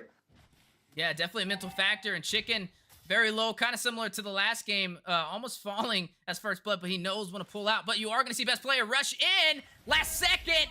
This time is going to secure the kill. Fried Chicken falling for first blood, being drawn by the Ohio brothers. Yeah, that's an early first blood, first 1 minute, 30 seconds in the game. Just like the previous game, White Chicken getting a little too low, too early, and just being taken down by this Lancelot and best player. Just dashes in, goes in with a Thorn Rose, uses a Retribution, in fact, to actually secure the kill. Meanwhile, in the bot lane, in the goal lane, we can see that Sanrio skin of Claude that's available in the Mobile Legends shop right now. Just make sure you go ahead and grab those skins as we speak about it. That's probably one of the best skins in the games for Claude, if I'm not wrong. And Wheezy, we can see this real-world manipulation drop down. Yeah, it does drop down on the top side. Not going to really provide the most pressure. A little bit of a waste of utility, if I say so myself, especially with this turtle being spawned in. But both teams are going to fight it out inside of the pit, but only one team will be able to take this objective. Best player goes with Thorn Rose, secures it for the Ohio brothers, gets a kill, gets the turtle. Chicken finds best player to respond. Milo takes down Joy Bosch. Fighting out over those, Zane out for blood. Decimations into Milo and shuts him down. 2-2 on the scoreboard. Yeah, that was a wonderful engage coming in from Joybots, right? They give the turtle away, and Mobazane just comes out right on time to secure those kills. That suppression, like we said, actually making the difference from Joybot. And you can see the pressure coming in on the map from this Franco. And the Iron Hook misses. At this point, we can only say about how this early game goes for BTK. The better the early game for BTK, the better the game it is for them. They had a wonderful early game previously. Speaking of, Shark going in, the Iron Hook lands. And the decimation combo. Zane is going to find Servini, takes down Shark, his old teammate, his former roamer, who we've seen play beside him for so long in North America. Kind of crazy to see them on opposite sides of the battlefield nowadays, but looking at the scoreboard, 3-2 so far. I mean, when we're looking at the gold lane, right, we're looking at Gina running this Claude, and we're also looking at Zia running the Brody. Both of them that have that late game potential. I think one of the focuses for Joy Bosch is definitely to get around and stop this Brody when he can, but Brody does have that corrosive strike to get that little bit of a stun and flicker out to safety. So that is something that does work in the favor for TOB. But if we kind of look at history from game one, right, we've seen Joy Bosch be the opener in the early phase. He was getting a lot of those divine judgments in, but now running this Franco, that's going to be the same job, right? Hit the iron hooks, get the suppressions in, and they will be able to get the early start that they're looking for. And I think the Ohio brothers has kind of warmed up to their strategy and is playing a little bit safer now. Yeah, that torn apart memory in the bot lane from ZQT actually not enough to take down Gina. However, enough to chunk him down low so he can siege at this turret, the gold shield, and get all that he can. Sir Bene charges up, but to no avail. And here, this is a turtle fight going on, Wheezy. Milo seems like he wants to go at the penalty zone any moment. Yeah, it's going to go in for this objective. The first turtle did go to the Ohio brothers. Can they get the second? Bloody Hunt goes down. Zane takes down best player and gets the retribution. 2-for-1 combo for the Bloodthirsty Kings, forcing the Ohio brothers out of the turtle pit. Yeah, that was a clean turtle take. And you can see White Chicken, right? I mentioned about this before. White Chicken doesn't really have the set potential, but his zoning ability when it comes in these team fights, in taking this neutral objective, is second to none. At this point, we can see him. He zoned out Milo towards his own turret, used the last insanity, even flickered into the turret just to make sure he could actually get any kill or extra damage going on there, and just recalls out in the base to make sure he can get back to that Faraga armor and that HP to sustain in these team fights. As we can take a look in these, at these items right now, we can see that both the roamers going for a steel leg plates to give that little bit of defense, going in for that tough boots. At this point, the quad has already got the Demon Hunter sword, And the War Axe coming in from best player should make sure he deals out a lot of damage. And Brody, speaking of, picks up this Blade of Despair. Yeah, definitely picks up the Blade of Despair, trying to be able to chunk into the high HP hero pool that the Ohio Brothers has. But when we're looking at what's going on so far, right? 2-4 on the scoreboard. Moba Zane, very comfortable on this Martis right now. Just like you said, oh my goodness, speaking of picks, you're going to see the Bloody Hunt go down, the Terrify, the Manipulation, but Zerbini is going to Tyrant's Revenge out of there just in time. Almost got caught in a bad situation and found himself in an early grave, but able to get out in the blink of an eye. But looking at Zane, like I said, he's very comfortable on this Martis. I think it was an excellent pickup with that manipulation, being able to sustain himself in all of that CC, right? You're jumping into a manipulation, a penalty zone, a corrosive strike from Zia, not to mention the bouncing ball, the magic ball from Sir Benny. And I just think that that's just great drafting so far for BTK. The Lancelot, a little questionable, like you stated. Can it work? In theory, yes, you're a little bit invulnerable when that Thorn Rose goes down, and I think that's what best player is kind of banking on. But speaking of banking, a slam dunk on the way. Gina falls into the hands of Zia. He's going to pick up that kill in the goal lane. Joy Bosch not able to save his ADC, and now Salamanca rotating around, trying to trap Joy Bosch on an island with 3 members of the Ohio Brothers, but he has the minions in his favor. Can he sustain himself, though? Looking like it may be a 2v1 engagement. Yeah, look at that. Brody just sieging at the turret, right? At this point, we can see that BTK got the turtle, but they gave away the bot lane turret in exchange. And like you said, this best player with this Lancelot can't really do much, right? He's quite squishy. The Tank-Salot that we saw in the previous meta, the previous patch, that is really good, but given the fact that there's so much sustain coming in from the side of BTK, Lancelot just has to have just to go and finish off the entire team. However, you do have the torn apart memory for the same as well. Sir Benny with the conceal play, however, does not catch out anyone. And Milo here should put in all that, put in that map pressure, which he's not able to, given the fact that White Chicken is actually able to clear out these lanes quite fast and rotate around the map. Given the fact that he does have the dominance ice right now, along with the warrior boots, providing the extra bit of sustain and that anti-heal to make sure that the Terizla will be a factor. And the conceal play goes down. It's going to go in. Hook not going to hit the mark. Joy Bosch wasting the conceal. But overall, it was a great strategy, right? He was trying to find an opportunity. Sometimes it doesn't happen, though, but he still has the Bloody Hunt. And Zia Cutie playing smart. Goes back to that Bush Sir Benny and Salamanca for the backup. But Gina will be able to claim this turret, a response for losing the one on the bottom side. Trying to even up the economy and the map. Is going to claim the turret, but down goes the manipulation. The battle we were looking for. Joy Boss caught in the middle of all it. Penalty zone from Milo. Not going to connect the double flicker to get out. And the torn apart memories on their way as well for some chip damage, but nobody will fall in that engagement. BTK claiming the turret. Yeah, and meanwhile in the mid lane, the Thorn Rose connects, but White Chicken doesn't go down quite close. You can see that Lancelot does not have the damage. The top lane, Valentina goes down, and that's another kill on towards this Zia QT on the same Gina. That's 2 for the 2 deaths that Gina has had so far has been both towards Zia with this Brody. Yeah, Zia definitely getting very comfortable, leading the way in gold out of both marksmen. Is going to go ahead and claim that turret. A response back for losing his, which means both turrets on the bottom and top lane have been cleared, and now it's going to be a battle for the mid, as you are going to see best player making quick work of this Lord. Chicken trying to get in there for the contest, but not going to be able to make it in time, and down it goes for the Ohio Brothers. Yes, you know, I would like to see the itemization at this point, given the fact that I was looking at Chicken going in for the Ice Queen one quite early for that slow and spell, and meanwhile, Chicken get caught in the rock in a hard place. Yeah, may not be able to get out of there. Torn apart memories for the final touch. The Midas touch at its finest right there is going to find him, take him down. Zia picking up his 3rd kill so far, 10 minutes in, and here we go. Battle in the mid lane, but Moba Zane wrapping around. Mortal Coils with the Azure's Wrath. Possibly going to go in for a kill. Manipulation dropping down from Salamanca. Zia Cutie is going to claim the tier 2 for the bottom side with the Lord marching as well. But Blaze Duet maybe on the way. Sir Benny rushing in for the set for the knockup. Finds Moba Zane, shuts him down. Gina takes down Milo.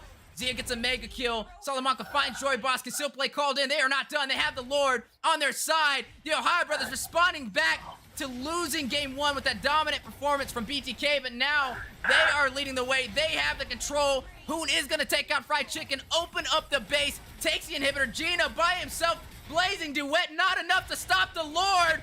Is this it? You're gonna end. 3, 2, 1. The Ohio brothers evening out the series 1-1 against BTK. Yeah, the Ohio brothers saying they're not done, right? They don't want to show. They want to show everybody that the NACT tournament final was just not just a fluke. They won that with a 4-0 sweep and a 3-0 sweep, brother. And now they want to compete for this Nighthorde X Mobile Saiyans tournament prize as well.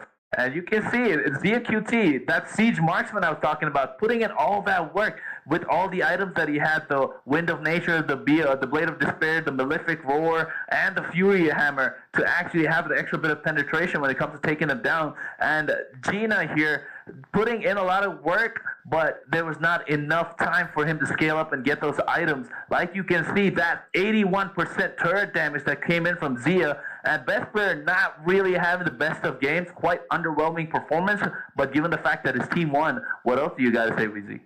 Yeah, I mean, hey, we wanted to see it was going to be a one-sided performance today. Was it going to be a sweep? But no, they're evening out the series, and that was what I was hoping for, right? I don't like seeing one-sided stories. I like to see the powerhouses in North America being on kind of an equal footing, and I believe that's what we're having so far. So I think the question of the day, not only to you, Kronos, but to everybody out there watching the stream, is where will Game 3 take us? The polls are up. Vote for your prospective teams. Will it be BTK? Will it be TOB? Don't go anywhere. Almost tripped up on those letters trying to hit those acronyms. We'll be right back with you guys for Game 3. And you never know, it might be you that I announce as the winner. Hi, I'm Gideon Q. I'm from Malaysia. I'm a talent as well as a caster for a majority of the MLBB tournaments that you may see internationally. Good luck to all the teams who are coming in for NACT fall season.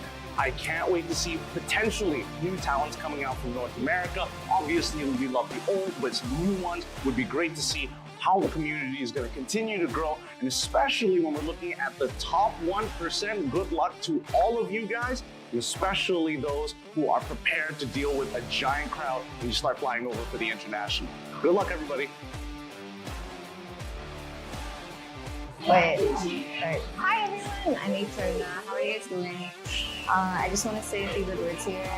I've been very excited to see you guys grow. It's so great to see how things have developed over the seasons, over the years. I hope it gets bigger. I hope you guys have more to say on the international scene, and I heard you guys are coming to ISL, so that's super great. Can't wait to see you guys there. Can't wait to see you guys rock the, LBB scene. Hey guys, my name's Tefel, and here's the thing, we watch NACT Grand Finals, and if that shows anything about how NACT is as a region, you know what? I can't wait for it. I hope NACT falls. All of you guys will do good, because at M5, we gotta see a surprise, man. I can't wait to see NAs in M5. What's up guys, I'm Mirko, Indonesian caster. Right now, casting for MSC. I'm eating, they told me to do this. It's all good. NACT is gonna be insane, all right? You know who I'm rooting for. I'm wearing their colors, BTK all the way, all right? So yeah, BTK. Support M5 BTK.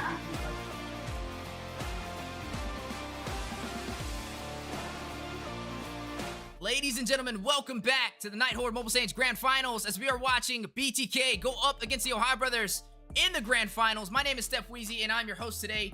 That's right, Nighthorde and the Mobile Saiyans have collaborated with the Mobile Legends Scrim Academy to provide 32 teams a chance to compete. And now we are here in the Grand Finals, the powerhouses of North America who are leading the way and also already have a spot in NACT fall season. That's right, BTK going up against TOB, and this is Game 3 out of the best of 5 for the Grand Finals. $1,000 on the line and 100,000 diamonds.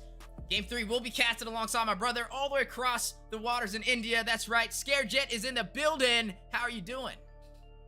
I'm doing amazing. I was just confused which kind of hand pose should I show, but I just ended up showing nothing in the camera, so that's just me with my smaller camera out there. But we've still got a big match in front of us. That is game number 2. And you know, these teams are actually showing us the reason why they are top 2. The adaptation that's coming in from TOB in game number 2 just showed how well they are prepared for this grand finals. And now we're gonna see bans coming in just like the game number 1. Fanny, Angela, but this time we're gonna see the adjustment in the form of an Eve. That's right, in the form of Eve. Looks like they are trying to limit some of the mage hero pool over there from Yato, right? Now, Valentina's still on the table. Second pick is in the favor for TOB, but does Hoon pick that up? We'll see. Now, looking at the draft so far, something that's been more common lately is that Angela and the Uranus combination, right? Taking them both off the table, limiting the sustainability from both sides. Now, the Fanny, nothing out of the ordinary. I mean, we all know what best player is capable of. I don't think we'll ever see a game where Fanny walks when best player is on the opposing side. So, with the first ban phase being finalized, what are we thinking so far, Scared Jet? Okay, so in the previous game, we did see Rieto going in for that Eve pick as the first one, so it does seem that they can go in for the Novaria if they want to, but yeah, right, take notes, of course. Oh, I am. I am, because I'm casting on NACT as well, so I'm like, shoot, dude, I'm looking at everything. But go ahead, how do you feel about this? Yeah. I'll be looking forward to that. You know, I'll be watching every single game of NACT, no matter if it's morning out there. We still have videos on the YouTube. But nonetheless, yes, coming back to the drafting phase, it does seem that they might as well try to pick up the EXP later. All right, they're going to pick the roamer up. That's the Kaja. Still have the Franco on the table. So we might possibly see TOB going in for that. But they've been working pretty solid with that Kufra. Even in the first game, we did see Kufra going in for some pretty solid setups. It's just that it did not have enough damage. So maybe this time TOB would want to prioritize the other picks, maybe the jungle. Yeah, I mean, if we'll see how possible. it goes. It could be a possibility. I mean, but Joybosh did pick up this Kufra. No, he picked up the dude. Kaja. I'm having the Kaja. Oh my gosh. He picked up the Kaja. My bad. I'm looking at him hovering over this Akai, and I'm wondering, is he gonna slot it in? And I'm like, but anyway. Wrong category. Same first letter, but definitely not a Kufra, a Kaja. Now, looking at the Kaja, though, this is the third time that Joyboss picked up Suppression, right? He had the Franco in Game 2. He had the Kaja for Game 1. Kaja was a problem Game 1, right? But they banned it out to not allow him to pick it up. But this time, it walks back in his hands, and is this a deciding factor to be able to turn this in their favor? But looks like TOB is going to have it as well because they have the Valentina. So, I mean, now we've got a Kaja on both sides of the table, but one thing that doesn't really work for them. So it is possible for them to secure their marksman as well, but seeing how Gina has already locked in the Beatrix, I believe carry could be an option, but that is if BTK decide to go in for yet another tanky jungler. So maybe they can try and secure that if they want to, or they can go in for their roam pick, solidify that, and go in for some pick-off composition just like the one that BTK has, or maybe, you know, just lock in the Kufra. The Grog does basically the same thing. Ooh, I mean, this is getting very dangerous, right? I mean, you have this setup potential from Yato, and then you also have it from Joybaj as well, right? Group CC and single target. And then you have Gina with a variety of weapon skills to choose from to be able to fight from afar and up close, conal damage, and I guess circle damage as well with the Bennett's Rage, right? So it could be a problem, but when I'm looking at TOB, I mean, you have the Terrify from Salamanca. He can grab the Divine Judgment. He can grab the Ocean's Oddity, the Rough Waves. You know, he can grab that whole combination. And then you have Sir Benny, right, with the Wild Charge to be able to go in, get the knockup, drop the Guardian's barrier down for some CC as well. So, I mean, this is looking good so far. One thing that I think we both can agree on is this is going to be some heavy 5v5 engagements from both sides of the table. That is true. Plus, the most important part that's going to come down is those micro plays. How well are you able to time your skill one to dodge those Ocean of Deaths as well as those CCs that are going to come in from Kanita and Kaja? So that's going to be extremely important for Sir Benny, especially on that Grog, because yes, Grog pretty solid to face check the bushes, but also is very squishy. Plus, when you know that there's a suppression on the table in your opponent, you will be a little more reluctant to jump into those bushes, especially when it's mid game or late game and you see Gina rolling on the Malefic Roars, on the BODs. So I believe that maybe TOB would want to go in for yet another pick that can actually check those bushes or at least give them some kind of information or utility. So I'm seeing a Retribution on the Arlet in the hands of best player. I'm pretty sure that it should go into that EXP lane, but if they decide to surprise us, I think so the Grog should go in the EXP and they could pick something like the Novaria to reveal, to show, get them the information using the ultimate. Yeah, I mean, and looking at BTK, the way they're banning so far, they don't think that that's going to be a jungle Arlot, right? They're thinking that's going to be the XP lane, especially with them taking out that Ling. So I think they're on the same page as you right there, Scared Jet, on exactly where TOB is going with it. But I like how TOB is drafting, right? They're keeping them on their toes. They're not letting them know, right? It's kind of like that third dimensional drafting in the making so far from both sides of the table. And this is what we love to see. Final ban pulled out for BTK. They're going to go ahead and take down that Hayabusa, trying to limit the jungle capability for best player. Indeed, and no way are we actually seeing them going in for a tank. They still have a lot of options on the table, though. They secure the Martis. Now, pretty sure that Martis should go into the jungle, but it does seem that they can surprise us even till the last minute. They are going to keep that draft as flexible as they can. I mean, we have not seen that, but maybe they would run Grok into the jungle with that Retribution. I don't know if it actually works or not, but I've seen people in Epic actually run that, and sometimes it works out. I mean, I haven't pushed this time, but nonetheless, looking at the draft coming in from the BTK, this time their answer back, they have solidified their three main roles. That's the Roam, Mage, as well as the Marksman, and now are gonna pick the Lapu Lapu for Fried Chicken. I do remember him wrecking havoc with the Bravest Warrior, so I'd be looking forward to it, especially knowing that there's a ton of CC in your opponent. That's a very solid tool to bait out those crowd control themes. Plus, MOBA Zayn on the alpha, we're gonna see him dealing a ton of damage with that charge. Yeah, it's gonna be a ton of damage, right? I mean, looking at the draft being finalized, BTK has a little sustainability with Chicken and Zayn over there, right? I mean, I like to say Lapu Lapu is kind of a jack of all trades. He has range damage, he has frontline potential, he also has CC and anti-CC in his kit. But speaking of kits, last pick has been solidified for Zia Cutie for the Ohio Brothers. Is going to lock up this Melissa. Now, that's interesting, right? I mean, he's going to be going up against the Beatrix, so he can fight a little bit further, keep her at bay. And that is going to be both sides with their picks. We did see the Martis, though, swapped over. Best player is going to run that in the jungle, and it looks like Milo is going to go ahead and run this R-Lot for the XP line. That draft was pretty solid for TOB, but the Melissa pick is something that I'm pretty scared of, because you know that there's a Lapu Lapu in your opponent, so your go away would not affect the Bravest Warriors as much as you would think it would, because you have the AoE coming in, you would be targeted, plus there's also the Oceans of Death, Breath of the Ocean, and the Rough Waves, which are definitely going to rough you up. So we'll have to wait and see how the Melissa actually works out, because you need to have that snowball effect going in. But nonetheless, for now, we're going to go in the Land of Dawn. Bloodthirsty Kings on the blue side, taking on the Ohio Brothers on the red side. That's right, ladies and gentlemen. This is the grand finals for the Nighthorde and Mobile Saiyans collaboration with the Mobile Legends Scrim Academy. $1,000 on the line and 100,000 diamonds. North America's powerhouse is fighting it out, putting everything on the table. Who was holding that trump card for victory? Will we be able to see BTK take the aggressive tempo for the series, or will it be the Ohio Brothers? They are tied 1-1. Well, that's exactly what you want to see in that grand finals. You want to see both of these teams going neck to neck, but someone's gonna break that deadlock. As for now, we're gonna see Boj being shunned down a little bit, but Sakaja, he's there to soak up that damage, and just what you would expect in the gold lane, a stalemate, and it's Zia just freezing the wave in his favor. Just a little bit of skirmish, the damage being exchanged here and there, but I don't think so we're going to see any full-on solid engage until the first turtle of the game. Yeah, just going to play a little bit passive, but I mean, me and you kind of agreed when it came to the draft, right? They have good 5v5 engagement composition, so it's going to be down to the wire on who takes these objectives. But I will say, with best player running this Martis, he may have the slightest advantage, right? Nobody can really stop him when he uses the Mortal Coils, and he can go in with the Decimation and pretty much take down everybody. So I expect BTK to play a little bit safe and more passive in the early games. They don't want best player to kind of lead the way and create that bridge in the early game for TOB.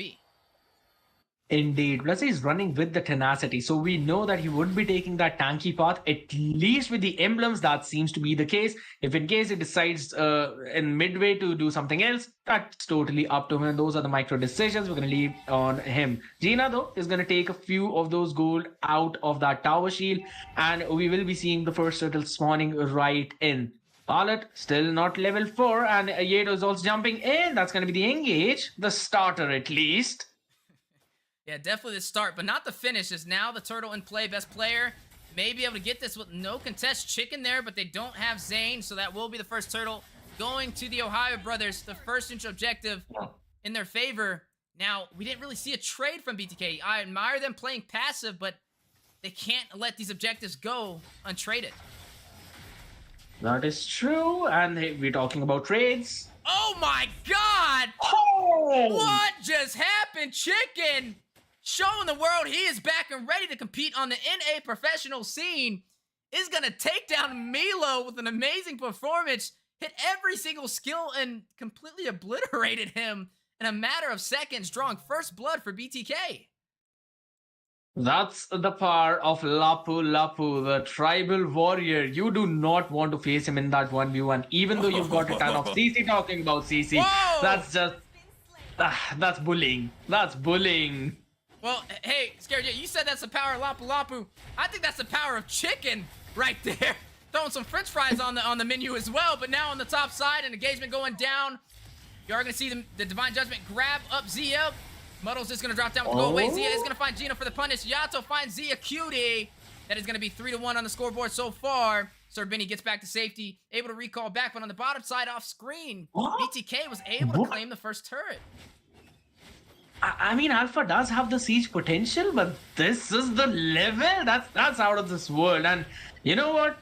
BTK are at this point saying that we don't need the neutral objectives. You can take all the turtles you want. We're just gonna take farm up by taking your lives and your towers. And it's 3-1, just as you mentioned, 12,000 gold up against 10,000 gold. So that's already an almost 2k gold lead in favor of BTK, and they've almost chunked down the mid gold as well. So they are making sure to power farm and feeding everything into this alpha in the hands of MOBA Zayn. And they are making sure that the Beatrix is not dying in that top lane. And these are the two win conditions for BTK, and they are fulfilling it perfectly. Exactly. Keys to victory. And here comes one with the swiftness. Oh my goodness. A wild charge for the knock-up. Dodging the Bennett's rage. Joybot's very low. Needs to get out. But TOB in the turtle pit yet again. Will claim this objective. Best player with the retribution chicken. Looking like Superman going in for the double stun onto Salamanca, onto Milo, finds one, but trapped by the Guardian's barrier from Sir Benny to allow Milo to escape. Man, that was looking scary. Chicken definitely leading the way. 3 out of the 4 kills so far for BTK. Chicken is just trying them at this point, because this guy rotating right from the bottom, and just when you thought the Ohio brothers were safe, you're surprised with that stun coming in from the Landshaker. And what's next? Bravest Warriors, you can't CC him. Boom, we're gonna see probably an engage in the top 4 now. It's just BTK trying to take that tower down. It's 5.5 minutes in the game, and they've got a goal lead of just 1,500 thanks to the turtle, but another engage probably. Another engage may be on the way near the top side. Zayn is going to go ahead and proxy these minions. Zia Cutie can't even get to the turret for the defense, and it looks like they will be able to claim yet another turret. They took the bottom one, and it looks like they may be able to take the top. Sir Benny trying to go there for the denial. Zia Cutie able to stop Gina from taking it, though. I admire their commitment when it comes to defense, and they don't lose that turret. Indeed, but they will probably try to take the life of Zayn. They are going to try, and it looks like they will be able to do it. Salamanca is going to find Zayn. Bennett's Rage dropping down to Mirror's Passion from Gina as well for some damage, but he's not going to find the mark. They did lose their jungler in that process. Still 4-2 on the scoreboard, and the first turret going into the hands of BTK, but they have not claimed any turtles. Indeed, and that is probably the reason why this lead has not snowballed out of control. So that's kudos to Ohio brothers for making sure securing that neutral objective, just so they can, keep up with that goal deficit that they might have been in. And quickly having a look at the items, both the teams just building their normal items. Martis with that damage route, Hunter Strike, that's definitely going to help him in the movement speed, as well as some of that penetration in the early game. And now it's focusing down on the dominance size to make sure Zayn is stopped in his tracks. And for now, stopping in its tracks, we see the turtle is going to go in for BTK, and without any contest. That's right. BTK is going to claim the third turtle of this game. That's the first one they have secured. And now the fight in the mid-river, not going to amount to anything. But they got what they came for, right? Finding their first neutral objective. They are still leading the way. I mean, they're up by almost 2,000 gold so far. And it looks like they have no plan on letting up this lead. Indeed, Yeto could not connect the rough waves onto Salamanca, so they did miss out on one of the potential pickoffs, but nonetheless, that was a pretty solid flicker coming in. I just hoped he did not flicker into the rough waves. So for now, talking about rough waves, that's a rough needle picking on Gina in the top side. Oh, and speaking of pickoffs, you did see the conceal play called out, not gonna amount to anything, but Joyboss conceals as well. Kind of questioning what's going on right now. It's a little bit of a dance for the top lane. They are going to go ahead and clear it out. They looks like they may go in for the siege. I mean, Sir Benny and Salamanca are there. They have the minions, but they also have some good defensive stances from BTK to deny it, and it looks like it will be a stalemate. Indeed, that kind of seemed like the Drax moment. Like if I stand so still, you would not be able to see me. Yeah, even though that was the conceal being used, but nonetheless, that was a pretty bad joke. Please ignore it. For now, these teams are not ignoring the fact that they are just so very close in that goal lead. They're not leaving any of those objectives unattended. They're just rotating so very well. Like they're kind of making sure that both these roamers follow each other's footsteps, right? Joybot is literally panning every single move of Sir Benny and vice versa. And that is one of the reasons why their marksmen have been alive. They've just fallen once, and seeing the way that this game is going in, that's a pretty solid achievement for both of them. Ooh, but now they're going to get punished. They put all of that focus onto Sir Benny and use all their utility. Battle going out, go away as well. Rough Waves, best player finds Mobile Zane. Takes one member down. They got one, and that is all they needed. Concealed play has been called in, though. Chicken in the bush. Justice Blaze goes out, but he's going to dive out of there. Not the fight he wants to take. But it looks like they are going to shift their focus over to this Lord. With Zane not being in for the next 14 seconds, TOB is not going to waste any time. They're going to go in for this Lord. They have the retribution. But Chicken, Joybosh for the denial. Yato circling around, trying to get a possible steal, but not going to be able to do it. Best player claims the Lord for TOB. Safe. All right, well safe. I almost thought that Chicken might make an amazing outplay in that situation, but that was a good zone coming in from the Ohio brothers. Pretty disciplined play, and just, keeping things to that textbook play, making sure they secure the Lord without any major difficulties, and it's going to march down from that bottom side. So they will have some leeway towards that top as well as mid. They will try to push that wave and might possibly see a skirmish coming in towards that top side now. Yeah, a little bit of a skirmish may be on the way for both sides right now. As you are going to see Joybosh, Yato, and Gina trying to get away, trying to run into the turret. Speaking of turret, Zia Cutie is going to claim the first one on the top lane as well, trying to open up the map for TOB. Goes in for another. They're not stopping. Oh my goodness, Salamanca with the Terrify, dealing massive damage to Joybosh and Gina, forcing them back to the inhibitor. This may be two turret plays in favor for TOB and no response back from BTK. I love the way this match is going. Just when you think it's in one team's favor, the other team is full of surprises, and there it goes. Tier 2 falling into the hands of TOB. How dare I even doubt Zia on that Melissa? That's something that I should never do, but for now, I don't think so. The engage should be pretty good for Zane if in case he sticks to that, but that's the discipline kicking in. Fight for that's the oh my god. Sir Benny is gonna find Yato, gets a kill in the mid lane with the Guardian's Barrier as well. Go away, goes down from Zia. Now, man, it's only 4-4 right now. All of these engagements that we've been watching Scared Jet, there's only 8 kills overall so far.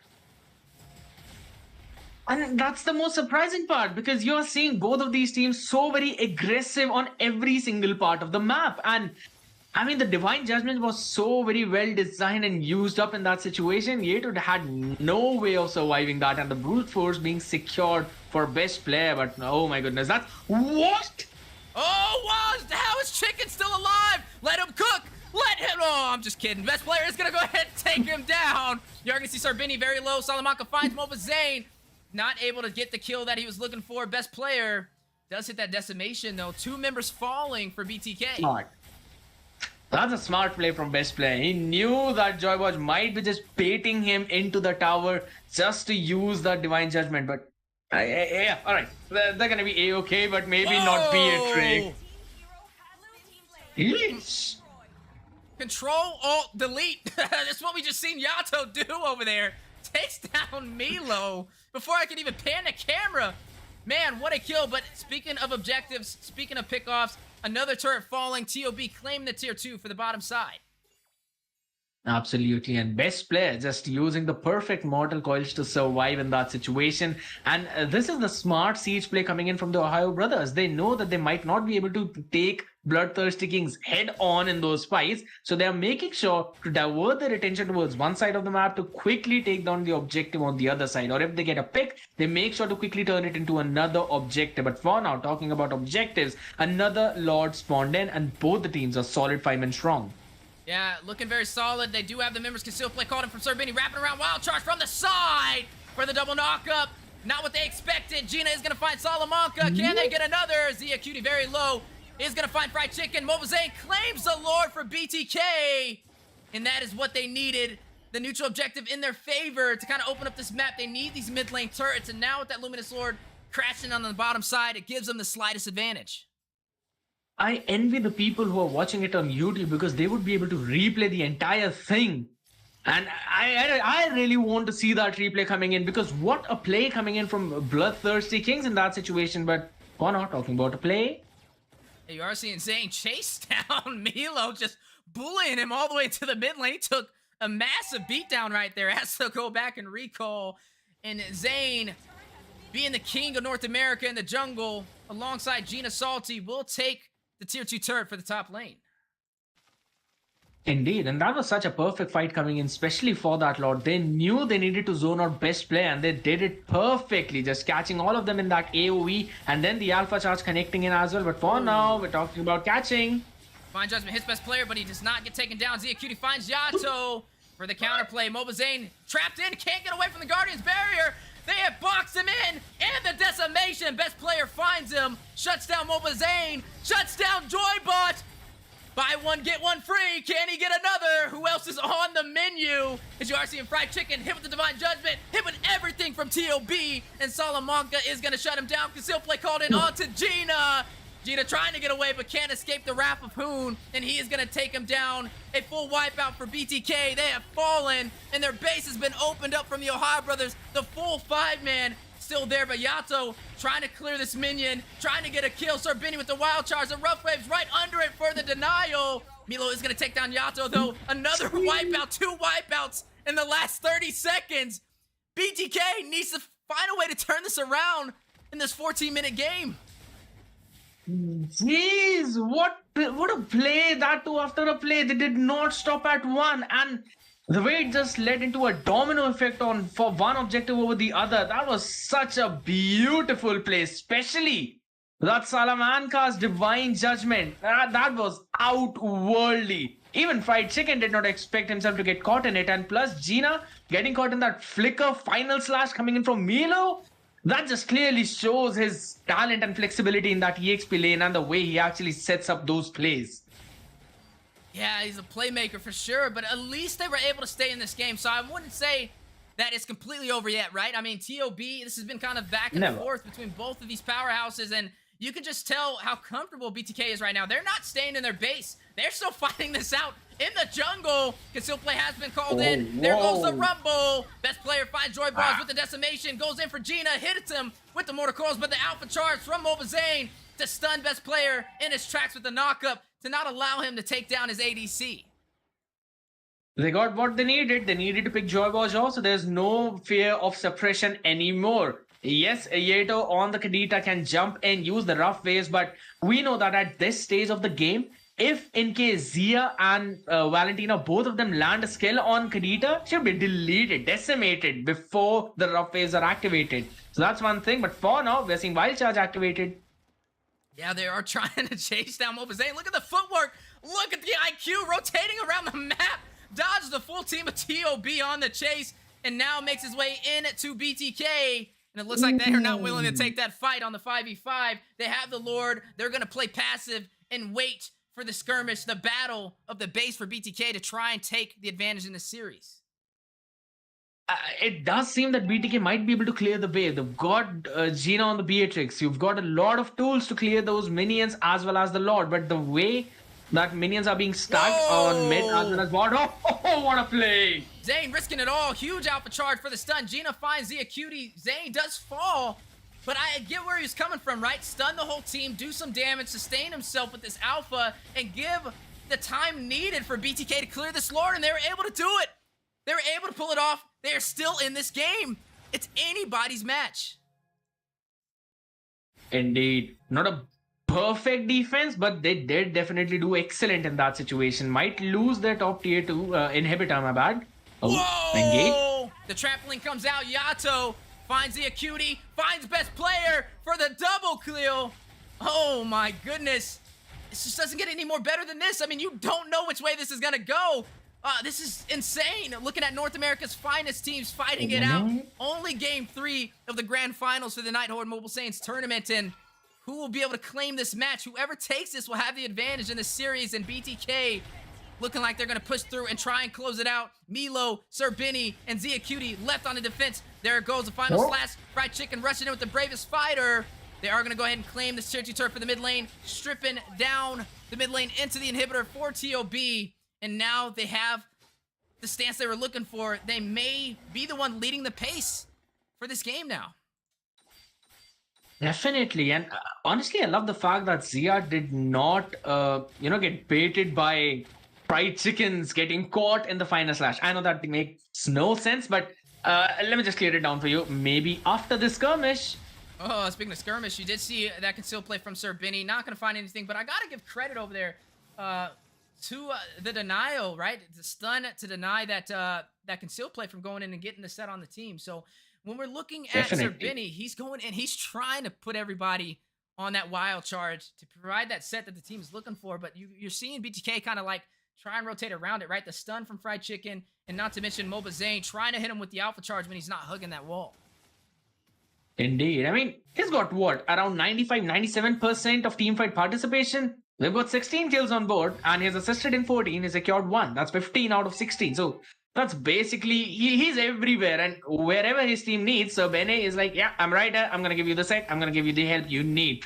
And again, we're going to have the Lord Dance coming in, but I like the positioning coming in from Joybot. He should be scouted out, though. Otherwise, things might be difficult for Zia. All right. Yato has basically revealed their own position, not catching anyone off guard. But we might possibly see a play coming in from Fried Chicken looking at his position. Yeah, this is a shout out to my boy and Quirky, the Wall Wiggle Entertainment. If he's out there watching, both of these teams trying to fight it out on this Lord, but playing passive, waiting for one to make the mistake, right? This is the game ender right here. Whoever takes this Lord should be able to close this out at the 20-minute mark. So I admire both teams waiting. It's just going to be a battle of who uses their utility first. Will it be BTK? Will it be TOB? Time will tell.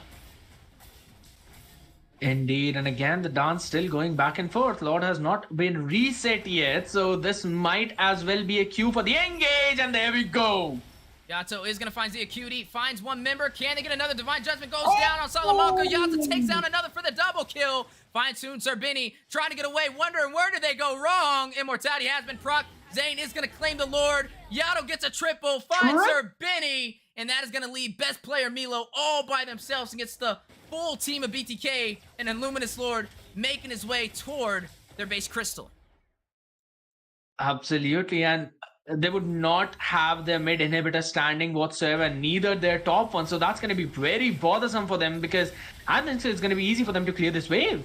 Yeah, speaking of clearing, Immortality has been procced. Milo with the rough waves. Oh my goodness, Milo's still alive. Gina trying to take him down, stuns him. He gets away. What is going on right now? But not the same for best player. Trying to fight it out. Not able to sustain himself. Immortality has been procced on him as well. Zia Cutie joining the battle with the power of Muddles. Best player gets away. Back to the base for the region. And now with the Lord making his way on the top side, can BTK close this out? They were not able to take down those two members when they had the chance. And will that be what the Ohio Brothers needs to turn this around, as they still have all 5 members? This is a full 5v5 clash in the base for TOB with the Luminous Lord. Guardian's Barrier drops down, trying to delay the inevitable, trying to delay the minions. Salamanca finds Yato. One member falling for BTK. Can they make it another? Joyboss, Immortality has been procced on him. Fried Chicken using the winner truncheon. Best player finds Joyboss, finds another member for BTK, forcing them out of the base of TOB. The defense is unable to be penetrated. Moba Zane getting punished, trying to close it out, not getting what he came for, and now being beat down by TOB. Salamanca gains the kill, and they're able to take down this Lord, but they still have Gina, they still have Chicken on the defense, but Milo, Salamanca, Serbini going in, trying to close it out. Minions will be making their way down the mid lane. That is the nastiest ult that Bene has actually hit in this game. What a wild chance to set things up for the defense coming in from the Ohio Brothers. But things are not over yet, VZ. Oh, they're not over, but Salamanca takes out Fried Chicken. They're trying to claim this is only game 3.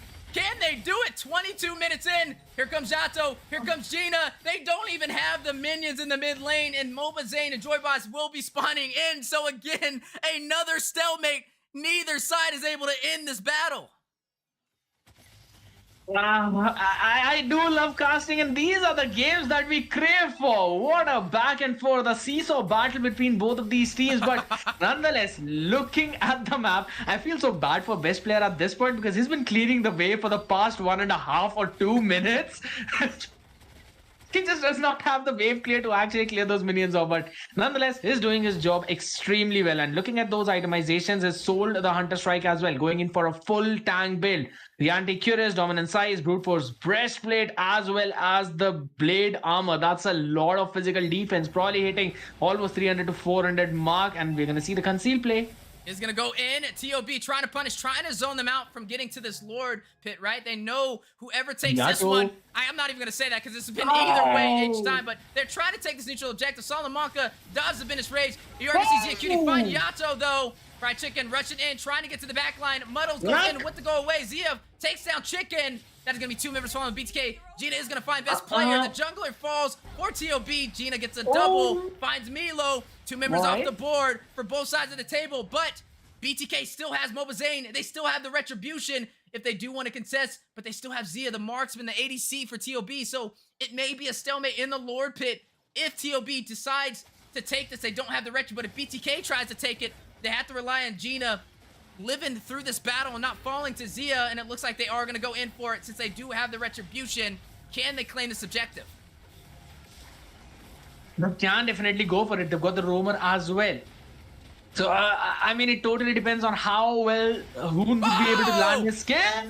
Huge wild charge for the knockup. Zia finds Joy Boss. Lord still in play. Gina, Immortality has been proc. Zane with the Retribution claims the Lord for BTK, but very low. Gina falls to Salamanca with the mega kill. Zane still left alive, able to get it, but look at the base. Look at the minions. Sarbini gets there. Guardian's Barrier does wind up with the power of nature. Zia joining the fight will be able to clear them out. A very close call, but the Lord does go to BTK. They have the numbers in their side, right? I mean, no, actually they don't, because Gina and Joy Boss are out of the game, so they have the Lord, but they don't have their marksman for the push potential. They can't end this, and this will be another Lord wasted. Man, 25 minutes in, anybody's game. You can't get the Lord, you take their life. That's equivalent to defending the Lord easily, and that's what Ohio Brothers have done. They made sure that even if they cannot get the Lord, they take out those numbers that BTK wants to have in their favor, and now it seems that they are the ones who would want to push into it. Because Zane, he is not having a pretty solid game at this one, but is definitely tanking. Conceal. But Fried Chicken gonna sustain the damage. A little bit of the distraction. Immortality has been proc. Trying to let Gina get in time. Gina does spawn in. Zia Cutie finds Fried Chicken though. But I like what he did, right? He stopped them from punishing. He wanted his ADC to get back to deal damage, and that is not a fight that TOB wants to take. So they are gonna make their way out of the base for BTK. Best player tries to recall. Grabbed by the Divine Judgment and shut down. Yato picking up the kill. My goodness, 16 to 25, 25 minutes in. They're at 77,000 gold for both sides. Please hit 100,000 gold at this point. That's what I want to see. Make a record in this tournament. But nonetheless, this is the game you pay to watch. And looking at those itemizations, everyone's basically completed everything. It's just now the item swaps for the immortalities to the Winter Truncheons that's going to come in. Divine Glaive being picked up already for Yato, and I love the immortality coming in for Salamanca because he would be able to tank that entire rough waves, and he did a pretty solid job at the last Lord fight that came in. But nonetheless, it's going to come down to those micro plays coming in between both of these teams. Those immortalities swapped up for the Winter Truncheon and the Rose Gold Meteors for the marksmen. That's the only thing that's going to change the outcome of those fights. And which team sets up better is going to have, I would say, better opening in those fights. It's just so very close at this point. Yeah, it's too close for comfort, right? You don't really know who's going to be able to close this one out, right? I mean, this is game 3, so we still got a couple more games to go after this, and just showing their tenacity, their will to fight it out all the way in a 27-minute battle, right? It's going to be a battle of who makes that mistake first, and both of these teams with the high IQ, we don't see them making mistakes too often, and when a mistake is made, they make up for it with their high-level gameplay. We call that big brain plays. And now with the Lord spawned in at the 27-minute mark, here we go. Mobile Saiyans is going to initiate it and pull the aggro. The Lord dance again being done. Enjoy Boj getting scouted out. Best player. He's extremely tanky at this point, so there's no point picking him up. But talk about pick off. Yeah, may be able to find one. Final slash goes in. The stun on the droid boss and the Azura's Wrath. Some chip damage, but they don't execute on the single player. They're waiting. They're looking for the backline. They don't see Gina yet. So TOB is playing a little bit more passive. Gina on the side. Salamanca finds Jato, though. Takes down one member of BTK, Zane, by himself. Will they be able to get it? They are going to focus in on him. You are seeing some massive damage dealt to the jungler for BTK. Can they shut down the King? Best player on the chase. And now Joybot's very low as well. Fried Chicken, still very tanky. Able to kind of provide that frontline damage. But yeah, on the bottom side, though, Gina versus Milo on the 1v1. Gina having the damage, but Milo as well.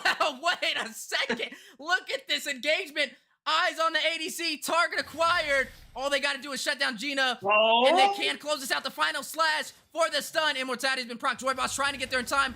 But the Decimation having other plans. Best player secures the kill. Finds the marksman for BTK. Which will open up the opportunity for TOB to possibly take this Lord. Definitely, because they're already 2 members up at this point. So it's basically Zane landing a god tier steal. Otherwise, it's basically done and dusted. There goes that Divine Judgment from the IMU from Salamanca. Using that Valentina to the top of its peak. Base. But you are going to see the base getting hit by the minions. Wait a minute! Milo is going to get there. Oh my goodness! They're able to almost close it out. But the Lord does go to TOB. I mean, if there was just one person there from BTK, they would have ended it 2 times already at this point. The bottom wave management is definitely something that needs a lot of attention at this point, but nonetheless, they're probably going to brute force their way from the mid lane to try and end things right in this second. Yeah, this is the final decisions here that will determine this match, right? They should be able to close it out. They have the Luminous Lord at the 29-minute mark. A 30-minute game in the making. Chicken trying to sustain, trying to hold him up alongside Mobile Zane, Joybot, and Yato as well. But best player finds one, finds Yato. Lord still intact. Joybot needs to go back for some regen. Chicken sustaining himself, fighting the full team of TOB. He was able to do it. Zia is going to find Fried Chicken, though, but Gina's still in the mix. No, Gina will get shut down by Zia. Focuses on the backline, finds the ADC. Salamanca finds Mobile Zane. Joybot's by himself. Immortality being procced. And the base crystal falls. TOB secures game 3 against BTK. I would need a week to end up analyzing every single play that had happened in this entire match. 31-16. This game started off with a neck-to-neck, only 4-4 kills. That too after around, 8 to 10 minute mark. And after that, we just saw both of these teams going brawling at each other and ending up at 31-16. But what a match. 30 minutes. Literally 30 minutes and 9 seconds. Just look at the amount of damage tanked by these frontliners. Martes with 228,000 damage tanked. Joybot on that card with 213k.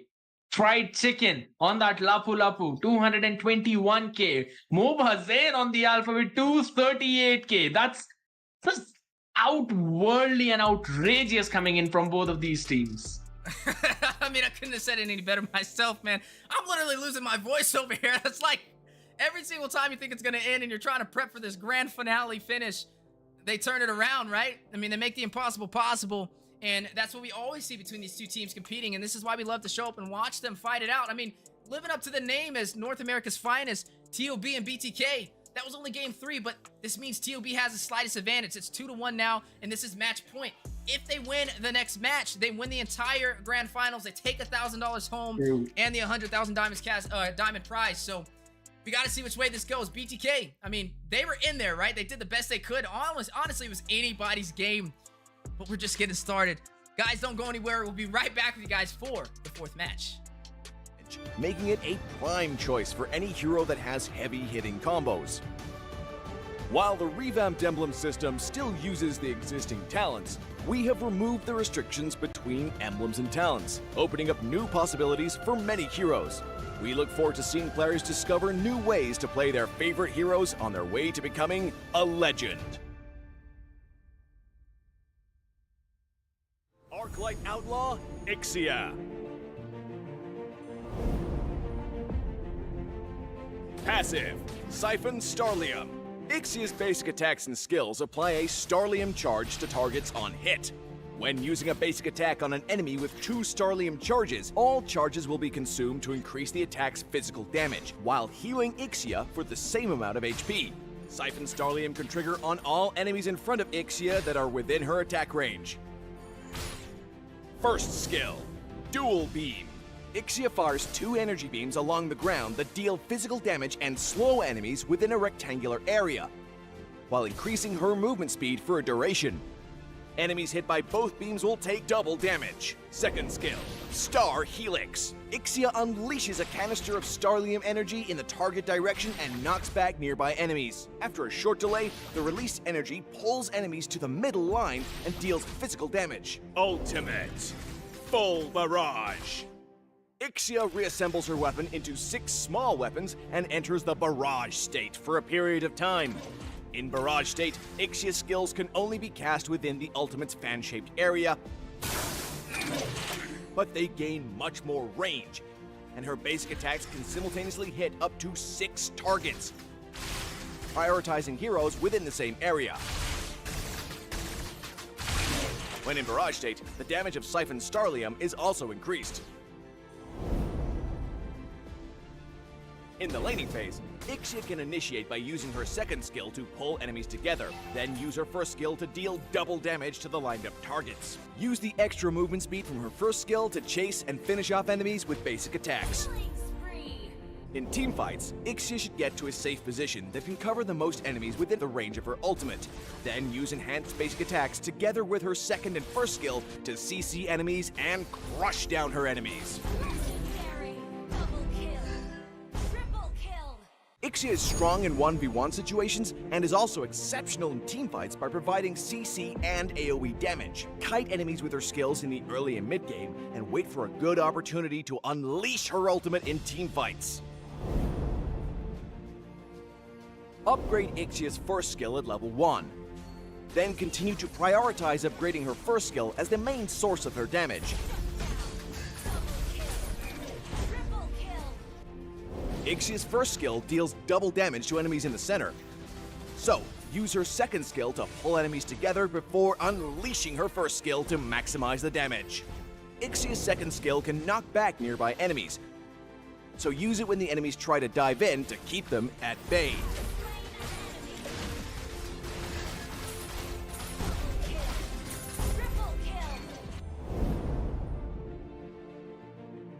Corrosion Scythe and Demon Hunter's Sword are Ixia's core pieces of equipment because the high attack speed and basic attack bonuses fit her playstyle. Get Wind Talker to further enhance Ixia's sustained damage, and Malefic Roar in the late game. Ladies and gentlemen, welcome back to the Nighthorde and Mobile Saiyans Grand Finals, partnered up with the Mobile and Scrim Academy as we are watching BTK go up against the Ohio Brothers in a best of 5. That's right, the winning team will take $1,000 home, 100,000 diamonds on the line. And this has been a journey in the making. 32 teams who fought their hearts out here, but only 2 stand. And not only 2, the powerhouses, the top teams in North America who already have their spot in the regular season for the NACT Fall. Speaking of the NACT Fall, I have my brother from another mother all the way across the states in Los Angeles, California, and an NACT caster alongside myself. That's right, ladies and gentlemen, Yue is in the building. Let's see how he's doing. Man, with the plan. Sir.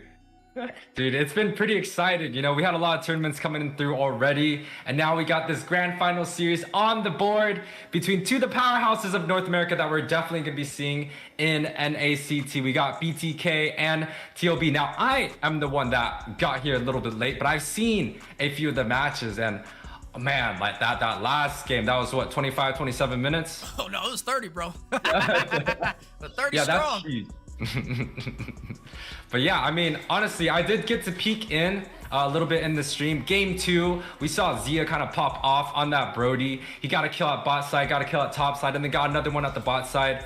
You know, he's just kind of going around the whole entire map. But I did get to catch the very end of it, and it did look like Zia had things going for him. He was like 8-4 and something towards the very end, but just unfortunately, it seems like TOB was just a little bit close to not being able to close out that game right there.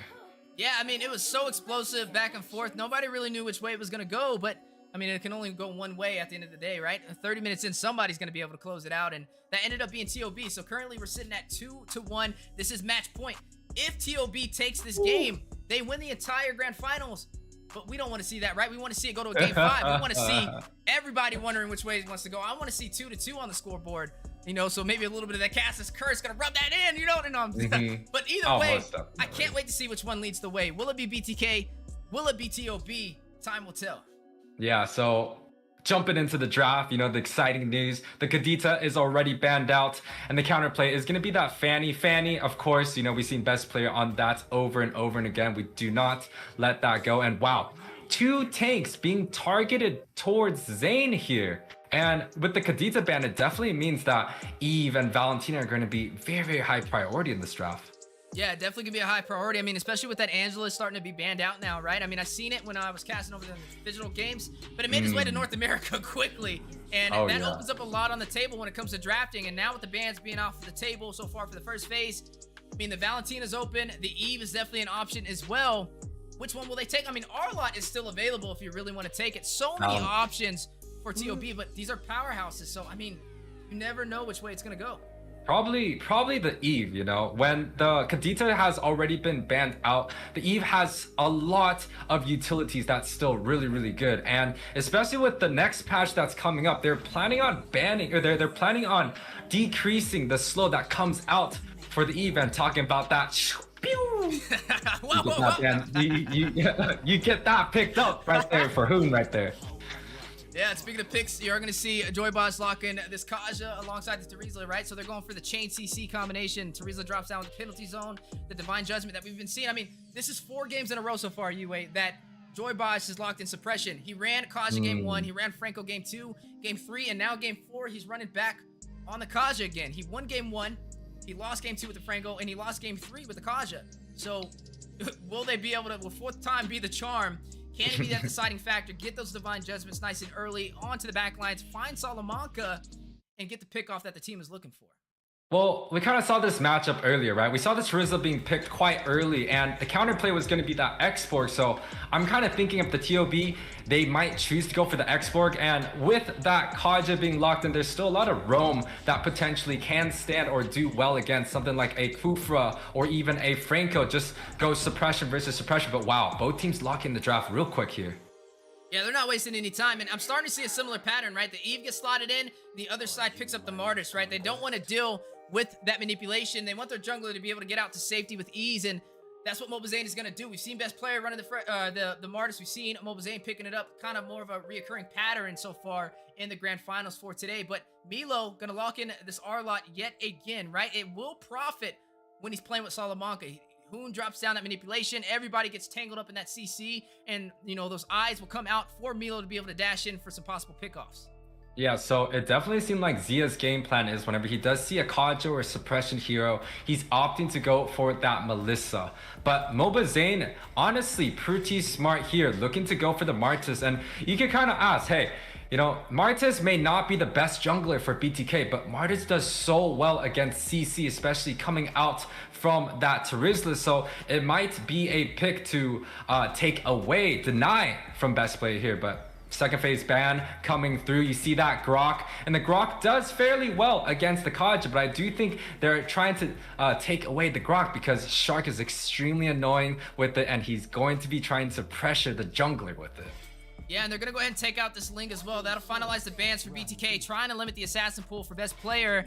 And Valentina's been taken off the board. I was wondering, I was like, okay, Valentina's still available, doesn't get picked up. You get the manipulation over there. It could work in their advantage, but no, with that taken off the table, it will limit some of the picks for Yato. Looks like he's hovering over this Faramis. I mean, it could work, right? You get some sustainability on the table to be able to keep Chicken alive alongside Mobile Zayn. They can deal enough damage, but they need somebody for late game damage, right? It's going to have to come down to the marksman. And you know who's still on the table? Claude is still available. Do they pick it up? I mean, it's definitely a great option here. Yeah, there's the Claude, there's the Beatrix, there's also the Leslie that's been quite the favorite. So there's honestly quite a bit of marksmen on the table, but it definitely means that, hey, TOB is not scared of anything that comes out of Gina right here. Gina just has not been able to make the impact that he does usually. And, you know, right now he's just, they're just letting the marksman pick go, but the lock-in comes through, it is going to be the Faramis. And, you know, with so many mages being banned out, you see the Farsa out, you see that Valentina out. Unfortunately, that is going to be the pick, but is it going to be good enough here? Speaking of good enough, though, the Minotaur, I mean, this could be an option, right? There's a knock-up. There is no Diggy on the table. They went in for the Kaja, so, I mean, in theory, there's not really anything for the deny, but they do have Mobazane, right? He is running on this Martis. He has the Mortal Coil, so he's not going to be too worried about it. But the problem is it can catch off Joybosh, right? I mean, Joybosh goes in for the single target CC, but bam, knocked up by the Minoan Fury for that chain CC. Maybe what they're looking for, but best player going deep in his bag is going to go ahead and pull out this Roger. Hey, I've seen best player on this Roger, and he definitely makes that money work. Now, this is a pick that Mobazane loves to use himself and is the most famous pick that he had when he was going into M3. So it's actually quite an interesting pick because, you know, Mobazane actually knows how good a Roger is, and to pick up Mobazane's best hero, that might be in a situation where he is going to be able to counterplay out, but the Mino being locked up, and when's the last time we've seen Shark on this Minotaur? I mean, that's a good question, but I mean, I feel like it could profit, right? And I mean, it's Shark. If anybody can do it, it's definitely him. But speaking of picks, they have been finalized. Gina is going to go ahead and take up this Beatrix. I thought he was going to pull out the Claude, but no, he's going to pull out that Beatrix instead. Have a little bit of all those weapon types at his disposal, and with the drafts being finalized, I'm liking what I'm seeing from both sides of the table. It's going to boil down to execution on who can pull it off, and kind of similar to what we've seen in Game 2 and Game 3. It's not really the picks. It's down to the wire. Who makes that first mistake at that 30-minute mark, which determines this entire game. So as we are jumping into it, ladies and gentlemen, this is the Ohio Brothers up against BTK. Game number 4. Just so that everybody's aware, this is a best of 5. Both teams fighting it out for $1,000 and also 100,000 diamonds on the line. This is game point. If TOB can take this victory for this match, they will get the game and the series against BTK, as BTK needs to even it up. Scoreboard is currently 2-1 in TOB's favor. Yeah, so we could take a look at the mid lane that's coming out from both teams. You see the Faramis, you see that Kaja. That's traditionally one of the biggest lane bullies that there is. Both of them have the sustain, both of them have the range, and both of them have that clear. So we can expect BTK to prioritize that mid lane and actually rotate around much faster than a Minotaur and Eve, which takes quite a bit to scale. And, you know, the Eve has to grab up that Ice King wand, and Minotaur also has to get that level 4 to create the impact that he wants to. Yeah, definitely needs to be able to create the impact the team is looking for. I mean, with best player running this Roger, I expect him to be early and aggressive, but he is running into a Martis with the chain CC. Martis is just as good when it comes to early game pickoffs, just like the Roger. So I guess they both kind of get the job done on bridging that gap for the early game.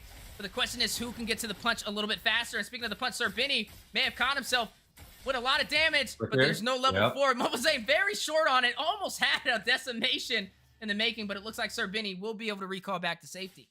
Yeah, so he was able to get that flicker out relatively early, but with a Martis versus Roger matchup, this is going to be the reason why we don't see Roger as much in the professional scene. Martis is one of those heroes that can just have a very, very high base damage, and his ability just works really well. He can go build tank, he can just build, you know, just a little bit of that Fury Hammer and go straight into something like a Brute Force or even a Guardian's Helmet. So in terms of these objectives, it's still definitely going to be prioritized towards BTK's side, but boss side, a little bit of people coming through. Yeah, it looks like a skirmish may be on the way. I mean, they do have 2 early game junglers, right? They can definitely make the most out of the situation if they can catch any member off guard who has low HP. Turtle will be spawning in the next few seconds. Normally, we've been seeing TOB kind of get to it a little bit faster, but with Mobazane running this Martis, he may be able to do it. Is going to go ahead and pull that aggro and get started, but there goes best player. There goes Milo in position for the contest. Yeah, and honestly, every single member is going to be level 4, so it definitely looks like both teams are looking to contest this real quick. Now the Turtles are about half HP, but the Flicker comes out, but seems like they are choosing to give the Turtle away to BTK's side. Yeah, it looks like BTK is going to be able to claim that, but Gina on the top side gets a kill. So not only did they claim that Turtle, but they got a kill, and not just anybody falling. Gina gets to kill the marksman for BTK and shuts down the marksman of TOB. This is the exact start that BTK needs to have the advantage. Yeah, that's huge for the marksman side, and you can already tell, hey, that Beatrix is full health, so that just means that the Beatrix into that Melissa is going to be a good match, but you can already see some of the members rotating towards that top side, and Evil. is going to go down for the stun, and now Serbini trying to close the distance. Whoa, my Three-man. goodness, no Fury, best player finds Gina, a 3-man knockup and a kill from it. Amazing synergy from TOB to respond for losing their ADC. Are going to punish BTK, even out the scoreboard 1-1. Yeah, huge play coming out from Shark, able to grab that 3-man knockup, but the flicker was burned out from Milo, and both team chooses to disengage. You can already see there is a small gold gap, but it's going to be for the side of BTK, and you know, that's good news for the people that want for that match 5 coming on. BTK coming out strong in this game 3 right here. And you're already seeing Chicken clear out those minions far behind Milo's turret, so that he can rotate into these team fights and be the opener that BTK needs. And there it goes. Penalty zone dropping down to best player, and Chicken securing the kill. This is what separates Chicken from a lot of XP laners in North America, is being able to go far behind enemy lines, clear that lane, and rotate around the map. You got to match him in mobility if you even want to have a chance. If not, he's going to find himself always having the opportunity to provide BTK with the numbers in these skirmishes. But speaking of numbers, Milo now going to try and deny him on the cut. He realizes I can't let him go back there too often. He already found one pick off. We cannot let him get another. Yeah, he's just going to be walking away after that cut. And typically when you can cut the waves, it just means you're dominating in that EXP position. When you get that cut, you can rotate faster. He was able to get to best player relatively early, but some of the items coming up as this turtle is going down. You see the Fury Hammers coming out from both teams, especially on that Terizla and even that Martis, but seems like Ohio Brother looking to give up the second objective again. BTK able to take these things uncontested. Yeah, I mean, that's 2 turtles in their hands, and they also are leading. Oh, no, they're down in... No, they're actually leading in kills as well, so they need to find a way. TOB trying to find some answers, but no one. Fury goes up. A single knockup on the Joy Boss. Cole ult being activated last minute for the sustainability. Business Rage dropping down, and now on the chase. Looks like they are going to go in, try and find a kill, but the separation is too much to close the distance. But no, wait a minute. There goes the Divine Judgment. Gina finds Salamanca, shuts down Hoon. The mid lane has fallen for the Ohio Brothers. Yeah, you were talking about BTK able to picking up the suppressions, especially in the draft, and you could already see that Joy Bosch on the 002 grabbing up Hoon in that mid line, just able to just get a free kill off of that. And you can see earlier, Shark was on that Minotaur flickering ult into the team of BTK and was unable to get anything because of the cold ulter. So that's why I was kind of questioning the pick, but best player here getting caught off right here, and I'm just speechless. I think he was too. I don't think he expected to be taken down right there. And that is now 4-1 lead in favor for BTK right now. They're able to claim the turtles, able to claim some kills. TOB, I mean, this is match point. They need to close this out if they want to take the series. They have the advantage needed, but looks like BTK was able to take it up a notch, and they're going to go ahead and give them a harder time, may be able to take advantage of this early game in their favor. Yeah, just walking through the mid lane tower, but the real manipulation comes out right here. And Serbini jumps in, tries to get a knock-up, but penalty zone from Fried Chicken from the back line. Best player finds Fried Chicken for the punish. Serbini can't escape. Fried Chicken takes him down. That is 2 members falling. Moba Zane is going to find best player. 2 for 2 on the scoreboard. Salamanca takes down Moba Zane. Joy Boss, Gina, Yato trying to take the mid lane. Joy Boss very low. Milo secures the kill with the final slash alongside Salamanca to fend off the push for the mid lane turret. Yeah, BTK was looking to invade, and they quite honestly had a very, very good invade with that advantage, but they just got picked off one by one, and Ohio Brother now leading a little bit with the map and is going to go for that next 3rd turtle here. Yeah, they are going to go in for it. Best player does have the retribution. Moba Zane is not there, but he's trying to close the distance. I don't think he'll make it in time. Best player is going to go ahead and claim this turtle, and now they need to get back. Zane does have the decimation. He wants to find a pickoff, but too far to be able to hit it. And it looks like they were able to take that turtle and not lose a single member, trying to even up this map for TOB. Yeah, you said not losing a single member, but they ended up losing that mid tower. And I would say that is quite a devastating loss because the mid tower provides so much vision. You can see Gina and Kaja just taking out another tower. That's tower after tower for BTK, and they're just moving in with the snowballs. Yeah, speaking of snowballs, here comes one rolling in. As Fried Chicken drops down to Pimply Zone. Minoan Fury for the quad knockout. Oh my Gina gosh! finds Milo, finds another, shuts down Hoon. Zerbini by himself, tier 2 turret. Mobile Saiyans dives in with the decimation like a full linebacker and takes him out. And down goes the turret for the bottom side from the full team of BTK. Yeah, BTK was able to grab, they were able to grab Hoon with the Divine Judgment, and Gino was able to rocket launcher and just completely destroying the HP bars of Ohio Brother and ended up getting 2 with the flicker. BTK right here with the strategies, already a 5k goal lead at this 8-minute mark. And wow, some of the items on the board, you can see, hey, Martis, they could build tank and still do lots of damage. But from the side of Ohio Brothers, unfortunately, that Roger, he has to build pure damage. And in a situation like this, where you're going for a pure damage jungler, it's going to be extremely hard to contest a lot of the 50-50 objectives. Yeah, definitely going to be hard to contest, and they're at a deficit right now. I mean, looking at the gold difference, right? BTK is up by 4,000 gold. You are going to see the Malefic Roar picked up from Gina to be able to soak into the armor built up from the Ohio Brothers. And, I mean, even looking at the economy so far, looking at the marksmans, he's up by 2,000 gold. Gina having an advantage over Zia right now. Yeah, Zia has the Inspire based on the flicker for Gina, so he can have a little bit of faster burst potential, but the damage is definitely leaning in favor for Gina when it comes to the economy, and that just started from them taking that mid lane turret to be able to be more aggressive on the Ohio Brothers jungle. But it looks like they are going to start grouping together. They realize that they don't have the items needed to fight it out solo, but if they can group together, they can possibly even it out with the numbers. But Concealed Play goes in, Divine Judgment on the best players, and the Abyss Rage. Gina finds best player in a recall, letting the world know they have taken down the jungler for TOB.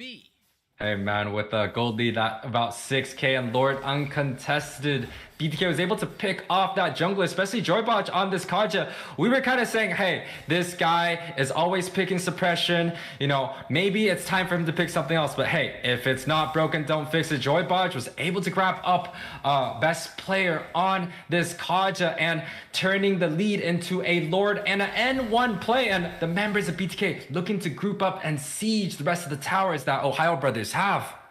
Yeah, looking like they are going to try and go in for the siege, trying to go for an early finish. They don't want this to be another 30-minute game. Looks like they got their heads on a swivel, and they are going to go in for the finish. But Mobazane hit with the final slash, but it is okay. He can sustain himself. Down goes the tier 2 turret for the mid lane, and the Lord making his way into the inhibitor for the top side. But here comes a contest on the way. Fried Chicken trying to deal some damage. Lord will be bursting it down. And now the only turret standing for TOB is their inhibitors 10 minutes in. Yeah, I think they're going to be able to defense, but the Flicker Blade comes out. And the Divine Judgment. Gina finds Milo. Can he get another manipulation? Drops down. Mobazane takes down Sir Benny. Fried Chicken very low. Salamanca finds Joybot. Zia takes out Chicken. That is going to be a 2-for-2 trade, but no inhibitors are falling today for TOB.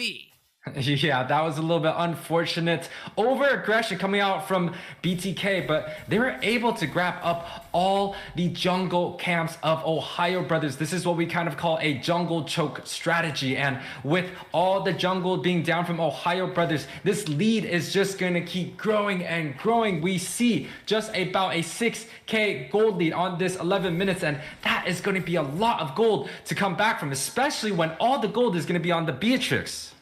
Yeah, I mean, right now, the ADCs are definitely going to be the deciding factor when it comes to these engagements, and also the team 5v5, so I don't think anybody wants to separate at this moment. I mean, we're only 11 minutes in, right? We haven't really truly hit late game yet, but it's far enough to where BTK can easily close this out if they can find Zia Cutie and Salamanca, so they're definitely going to have to play a little bit more passive now. I mean, look at the turret so far for BTK. They haven't lost a single turret. As a matter of fact, none of their turrets have taken any damage.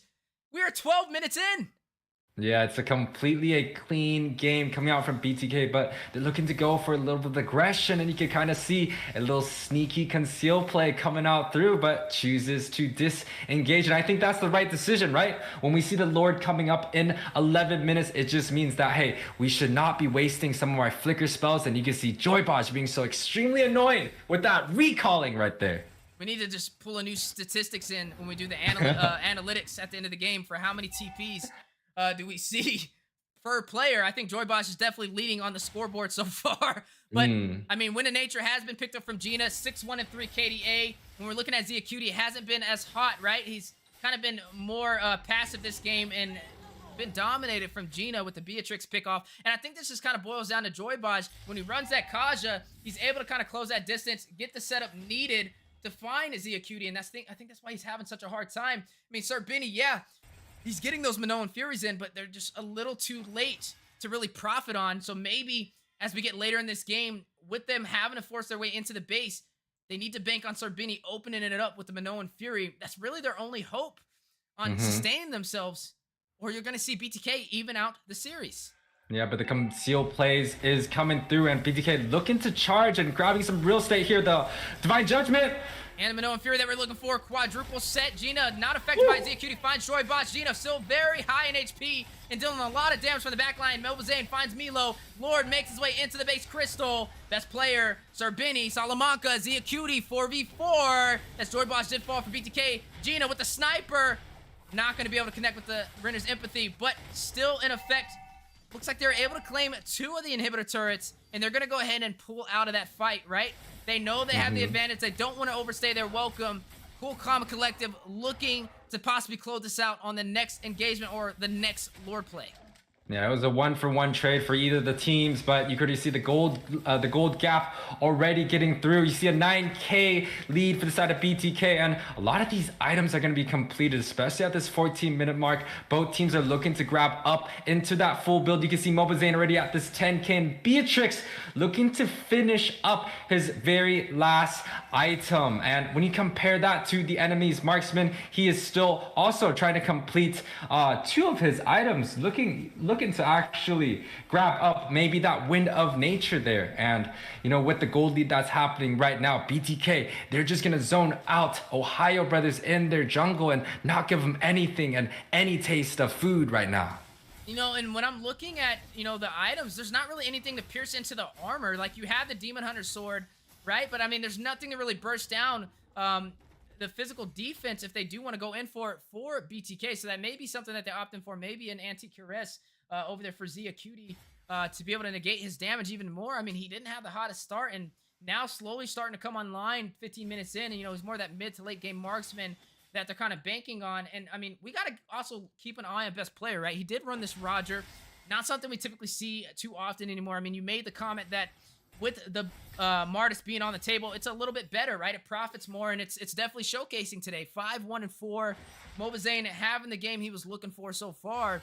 I mean, even Yato, right? 9 assists, hasn't died at all, been at the right place at the right time, providing the Cold Altar when needed, that second lifeline that the team could bank. I mean, not only do they have the Divine Judgment from Joy Boss, but they have a Cold Altar to keep them alive and a penalty zone from Fried Chicken. That is a very hard combination to dive into, and this is definitely showing that it's boiling down to a better draft overall for BTK, giving them the advantage, and they're going to go ahead and take this lore.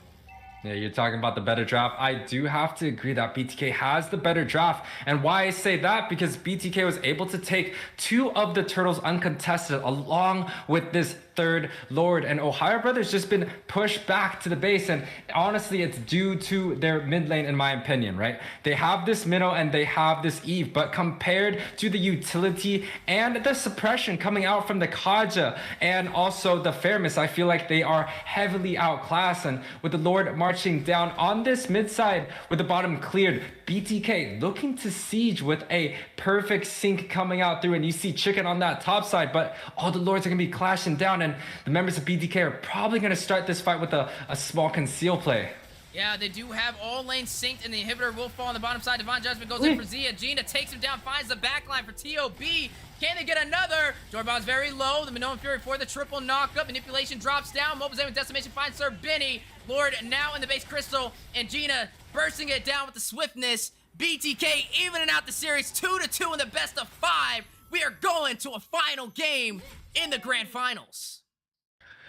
Oh, 2-2, final game for the grand finals for the Nighthorde tournament. Once again, you see Yato on this Faramis right here, scoring a 10-1, getting a 0-0-12, playing the perfect support for Team BTK. And we see all the Cold Altar happening throughout the whole entire game, providing that utility and AoE sustain for the whole entire BTK roster. But we cannot forget Gina was able to grab that solo kill on the top side, ending the game with a 7-1-5. And Mobazane also getting getting a clean score on this 7, 1, and 5. So BTK really showing that, hey, they got these heroes and they got the pick that they wanted and was making sure that they can push this game into the very last series.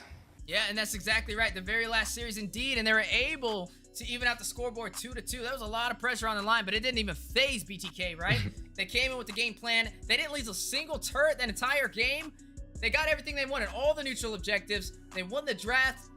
It's a game of chess, and they found the king, right? So they're in here now. This is what we wanted, right? All the way to a game 5 between North America's powerhouses. I love to see it, and now the million-dollar question to everybody out there is who will be able to claim, you know, victory. This is kind of reminding us of Grand Finals, right? Yeah. NACT Grand Finals when they went to the Game 7. And this is extremely exciting, right? The biggest powerhouses able to meet each other. It's almost like a fairy tale, Weezy. That's right, a fairy tale in the making. So don't miss it as we will be back for the final game. Ladies and gentlemen, as BTK is getting ready to go toe-to-toe up against TOB. This will be the final match of the Nighthorde Mobile Saiyans tournament. Be right back with you guys momentarily. We're building a community. Isn't that right, Cena? That's right, Eunice. We are making an amazing community. Hello, everyone. It's Lily here. For this season, let's make it a memorable one on and off the stage as we build a sense of camaraderie and sportsmanship. For the NACT 2023 fall season, let's embrace this journey together and make it an unforgettable one in esports history. I can't wait to share this adventure with you all. See you guys all soon.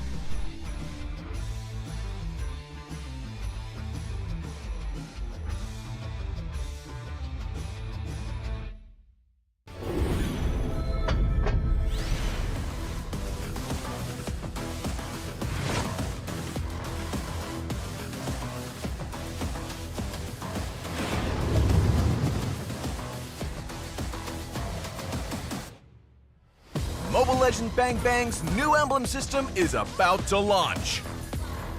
Master the new emblem system, unleash their potential, and conquer the battlefield. No matter which heroes you play, the new emblem system will open up new possibilities. In the new emblem system, talents will no longer be restricted to specific emblems and can be mixed and matched for greater customization and versatility on the battlefield. Imagine using Bargain Hunter with the Marksman emblem on Layla to gear up ahead of the enemy for an early power spike. Or Killing Spree on the Mage emblem for Guzhan to turn him into an even deadlier assassin that can pick off the enemy one after another. You can discover more ways to play your favorite heroes and really shake up the meta. We've streamlined the emblem types to make it easier to pick the right one. We've also optimized talents to focus on providing more options for your heroes. In terms of editing and applying emblem setups, it's now easier than ever to quickly adjust them on any hero. You can configure your talents in just 3 simple steps. When it comes to progression, your emblems will no longer cost battle points to upgrade, and your previous emblem levels will all carry over. Tailor your emblems to your playstyle, grab your friends, and queue up for some intense MOBA action. Mobile Legends Bang Bang new emblem system available 6/27. Master the new emblems, master the battlefield.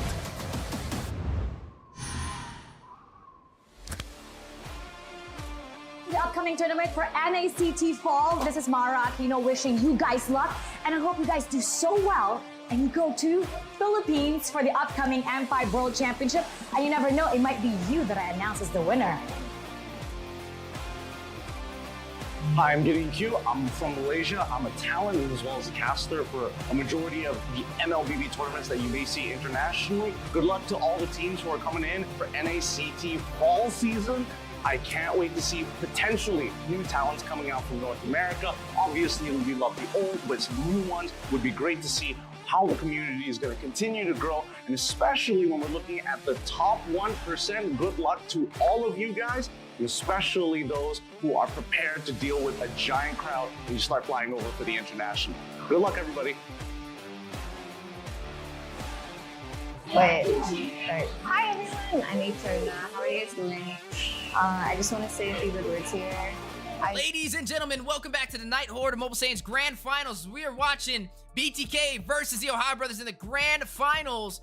Both of these teams fighting it out for a $1,000 cash prize and 100,000 diamonds. They fought their way through 32 teams valiantly to be able to get to this point. And now who will be able to claim victory in the best of 5? We are on a game 5. Currently the series is tied 2-2. So place your votes Will it be BTK? Will it be TOB? It's literally a repeat of the grand finals in the spring season, except it's TOB now, not Outplay. So I can't wait to see which way this goes, but joined on the desk alongside me all the way out from India, the man with the plan. That's right, ladies and gentlemen, Scarejet is in the building. How you doing? Doing amazing, and this is the most excitement that I've ever had in the past few months. I mean, looking at the current situation, top 2 NA teams battling it out in the grand finals, and the match is going for the best of 5. Both the teams 2-2, and you tell about the strategy, everything has been countered. So this is the time that they need to pull out the ace of their sleeve. They do not have any more chances to make any kind of mistakes. So I really want to see what kind of draft are both of these teams gonna land up to, or are we gonna see the entire picks going in back for that game number 1 that we've seen, both the teams rolling with. Same the Kaja into that room, and everything else exactly the same as game 1. Let's see how things are gonna roll out. It's funny because we did a poll out on YouTube. There is 1,343 votes between who they think will be able to win this, BTK or TOB, and I'm not going to release it. I don't know. Should I release it now or let the audience decide? Do we release the poll before it ends, or should we release it as it finishes? You guys let us know.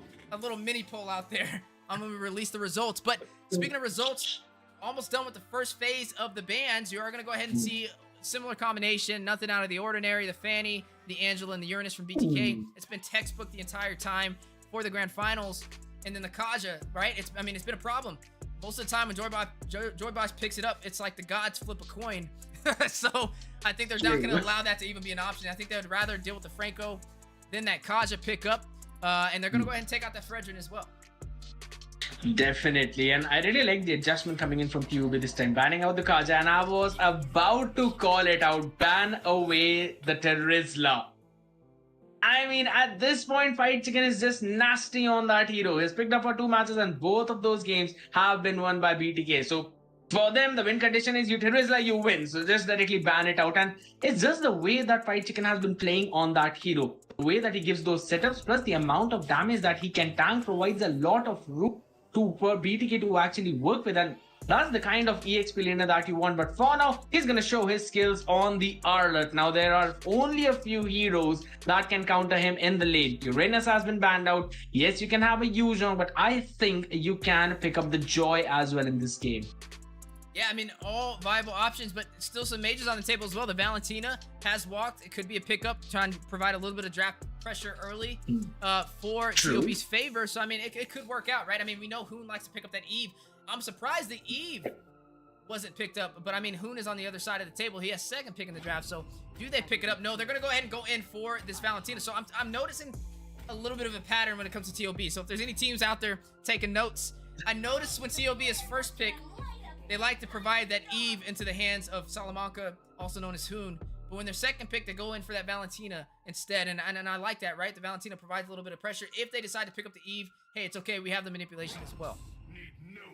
Definitely. Plus, again, this is a very good counter to even a Franco. You pick up the suppression. We also have a Bloody Hunt. Thank you so much for that. And again, Hoon deals insane amount of damage whenever he's on Valentina. He's just the hero that literally has the deletion damage, plus is extremely tanky to those bursts that will be coming in from some hero like Kadita. But for now, they're gonna give him the meal of that real world manipulation in the form of Eve, as Yeto picks it up for himself. Plus Zane going back on that Basha into that jungle did work out in game number 1, so definitely would be looking for the exact same thing. Since Marksman has already been picked up, Zia is going with the Beatrix, so carry is not gonna come out. But this seems to be a pretty good time for the Alpha in the jungle. Yeah, I mean, it could be an excellent pickup for the Alpha in the jungle. I mean, they could go in for something like the Claude as well, right? I mean, it's not banned out. They could pick, oh, no, they can't go the Claude because they have Zia, so never mind. I guess they can't, so it kind of limits their options. But I feel like Alpha could be an okay pickup here, right? He's sustainable, he has the damage, but no, they're going to go ahead and give Shark a possible pickup. Go in for this Grok, right? He has the Wild Charge, he has the Knockup, and he's definitely been dominating on it. So I think that's a wise decision. Get something that he's comfortable on. I mean, he has a wide hero pool, but he definitely is strong on the Grok pickup. I mean, his wild charges are next level. So Mobazane being a little bit interesting. He's running in on this Boxy. This is the second Boxy appearance that we have seen so far for the grand finals. And both of them were Mobazane. So we'll see how this game goes. Definitely. For now, he's got 100% win rate, right? He does not want to ruin it at all. And again, we're jumping into the next banning phase. So Benny, on that Grok, we know it's going to go into that roam position. So the jungler as well as the EXP laner. Those are the options that VTK will look forward to. But marksman definitely seems to be the priority for TOB. Taking out the Melissa though. They can probably ban out the Brody or the Claude, whichever they would want to. I guess Brody would be a better ban in this case. Yeah, I mean, I'm not against the Brody. I mean, it's my battle twin, right? But no, looking at this game so far, I think the Brody could definitely be a pickup. Hold on, did I just freeze on the camera? What is going on? Yeah, you did. At first I thought it was my internet, but then I saw my head moving, so I realized, all right, that's basically your frame just freezing. Scared Jet has powers over there. I don't know how he did that, but I'm good now. Anyway, I agree with you. I think the Brody could be a viable option here. They're going to go ahead and take out the Melissa, take out the Cooper. So, I mean, he's still on the table. He has the potential to give Beatrix a hard time for pressuring in that lane. And, I mean, he can burst down the Grok as well. I believe Franco would have been a better choice if in case they wanted to lean in towards that tanky ban, because we've seen Joywatch picking up either the Kaja or the Franco. So those are the only two tanks that for now in this grand finals he has shown.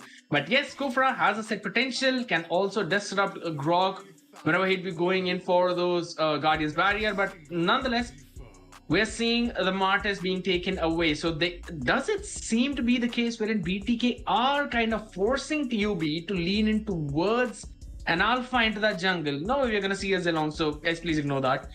But it does seem that... No, we're seeing a Zilong in a grand finals, that in the jungle. Alright, Lapu seems a pretty solid pick. We've seen Lapu dominating, but it was in the hands of Fight Chicken. This time, Milo is the one who'd be having his hands on. Oh, man. I thought it was a 2v1 combo, the Franco and the Brody, like you were just talking about this, and I think it would have been a great pickup here. But looks like Gina's trying to play spin the wheel with us right now. I don't think he wants to hit the 2-for-2 combo, but I think it would be an excellent pickup here. I mean, the Leslie's good as well, right? You have vision on the entire team. You know, Sir Vinny Shark is going to be in the bush trying to harass, trying to get those sneaky setups with the wild charge. So, I mean, hey, you can play better safe than sorry. It gives you a little bit of vision, but it kind of limits him on his escapability. But he does have the flicker to be able to get out, whereas Brody, I mean, he has a little bit more of that stun, and he can bank on them grouping up for the torn apart memories, but no, they're going to go a little bit more safer. Gina is going to go ahead and lock up this Leslie, and that's going to go ahead and finalize the draft for BTK. Go for a Lancelot in this case. They need someone who can close in that gap. Oh, Hellcut is also a pretty solid choice. Right. I love the draft coming in from TOB.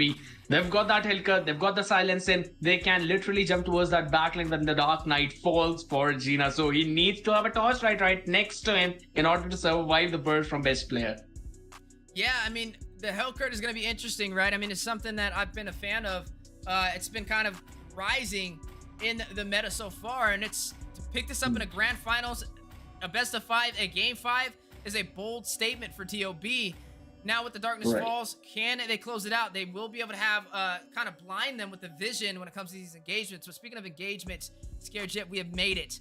Grand finals, best of 5, game 5, BTK and the Ohio brothers. What a matchup. Absolutely. I mean, this is everything that you can ask for. That's the grand finals going in for the full best of 5, 5th game. And we're basically back to that first thing with just a few more changes. And talking about changes, we are seeing the change in screen, Weezy. That's right. BTK, TOB, BTK, TOB. Who will be able to claim this series? Best of 5, game 5, $1,000 on the line for the Mobile Legends Nighthorde Mobile Saiyans tournament combined with the MLSA. Man, it's been a journey getting here. The first game was 30 minutes. And here we are all the way to a game 5, 2-2 on the scoreboard. Right when we thought BTK was going to kind of fall short. Game 4, they came alive with the one-sided story, showing the world they don't plan on leaving anytime soon. How will TOB respond? That's going to be the question, how things are actually going to roll out. And again, it's just as you mentioned, you know, both of these teams just going at each other again and again. And it's basically a brawl whenever these teams are, you know, they decide to, all right, it's time to go full in. It's literally a brawl in that situation. But again, talking about the win conditions for both of these teams, BTK, it's clear, right? They need to make sure Gina farms up, and Fight Chicken should not die. He will jump in towards that backline, get the setup with the final slash. You also have Zayn, who would try to provide a lot more room to Gina to work around using that Leslie. Plus, Joybos is there to go in for that initiation using the Iron Hook. And if someone tries to dive in on Gina, he's got the bloody hand. But for Ohio Brothers, they need to make sure that Milo creates an opening for best player for him to get into that backline and delete Gina. If he manages to do that, the fight is going to fall in favor of Ohio Brothers. They've got Zia. The DPS is definitely there. Plus, Hoon on that Valentina also deals a ton of damage. And so Bene with those wild charges. We've seen a glimpse of it in game number 2. We're seeing it again in game number 3. Sorry, we're seeing it again now in game 5. We know what potential he has. Yeah, and right now, looking like game 4, Mobazane wasting no time already on the first neutral objective, and it looks like best player's not going to be able to take it. I mean, he's all the way at his orange buff, so he definitely has the retribution in his favor, and there it goes. Maybe able to get a kill as well. Serbini, very low wild charge, tries to escape, flickers across the wall to safety. Almost found himself falling right there, but nobody draws first blood. Indeed, but for now, we're going to see the Dark Knight falls, VZ. Yeah, it does go in, but the Deadly Stinger's not hitting the mark. Yato finds best player. That's the first blood BTK was looking for. Taking out the jungler for TOB. Can they get another? Milo very low, flickers out, using that land shaker for the stun. Absolutely, and again, that's not the start you want for your own jungler, but it's a Hellcut. We know he can get back using a kill or 2. However, BTK showing the aggression. Definitely, we're not able to secure the first kill right off the bat, but were able to secure that, I believe, steal away that purple buff from Hellcut. So they would have to play it a little more safe and smooth now. All right, we did not see that best player. Please don't mind that. Happens to the best of us. Yeah, and you know, something that we got to kind of keep an eye on is Joyboss on the Franco, right? I mean, his Kaja opens up the door, but his Franco has a 0% win rate so far in the grand finals. The first game we saw it in, they lost. So can he kind of pick up the tempo and get those early sets that the team is looking for? I think that's what we're going to be keeping our eyes on. But I mean, Salamanca has the Valentina, right? So technically they have the Bloody Hunt as well. But we mentioned with the Valentina, it's kind of like putting yourself at risk by using the Bloody Hunt because you're stuck alongside with them. So I'm wondering how this is going to go when it comes to these skirmishes. Yes, and you're not tanky enough to soak up as much damage as a Franco can. Now, what I personally feel is that in the kit of Franco, Bloody Hunt, yes, suppression, an amazing tool. But the one that sets things apart is the Iron Hook.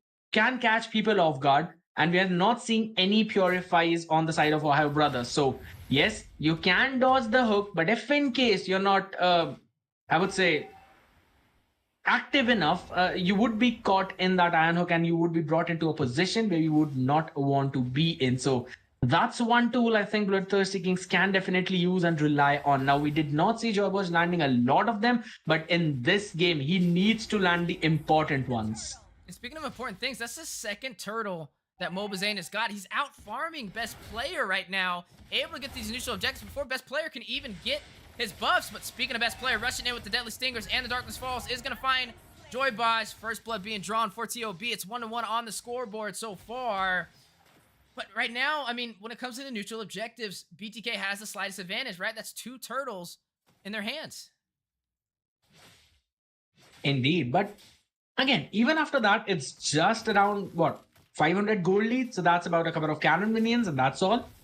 So I really love the fact that Ohio Brothers are farming up very efficiently. But talking about efficiency, we are seeing Gina not even falling once. So those Berserkers, Fury, and EB are going to hit hard. And talking about hitting hard, we're seeing Milo trying to get out with the Bravest Fighter Raging Slash, use the flicker for cotton manipulation. Yato finds the kill, shuts him down with the assistance of Mobazane and Chicken. That was pretty unfortunate. The moment he burnt up that flicker and he was not out of that range, we just knew that it was it. Real world manipulation was literally an overkill in that situation. But nonetheless, we are seeing Ohio Brothers just, carrying their attention towards that top side and a good dodge of the hook. Yeah, is going to go ahead and take down the turret.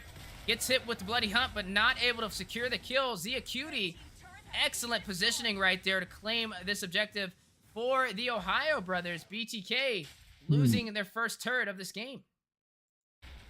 Indeed, and again, they've traded it quickly towards that bottom side, so that's a 1-1 in the turret department, and In the kills, we are seeing 2-1. So that's just one lead from BTK. It does seem to be yet another slow game, slow start that we saw in game number 3, that 30-minute long game.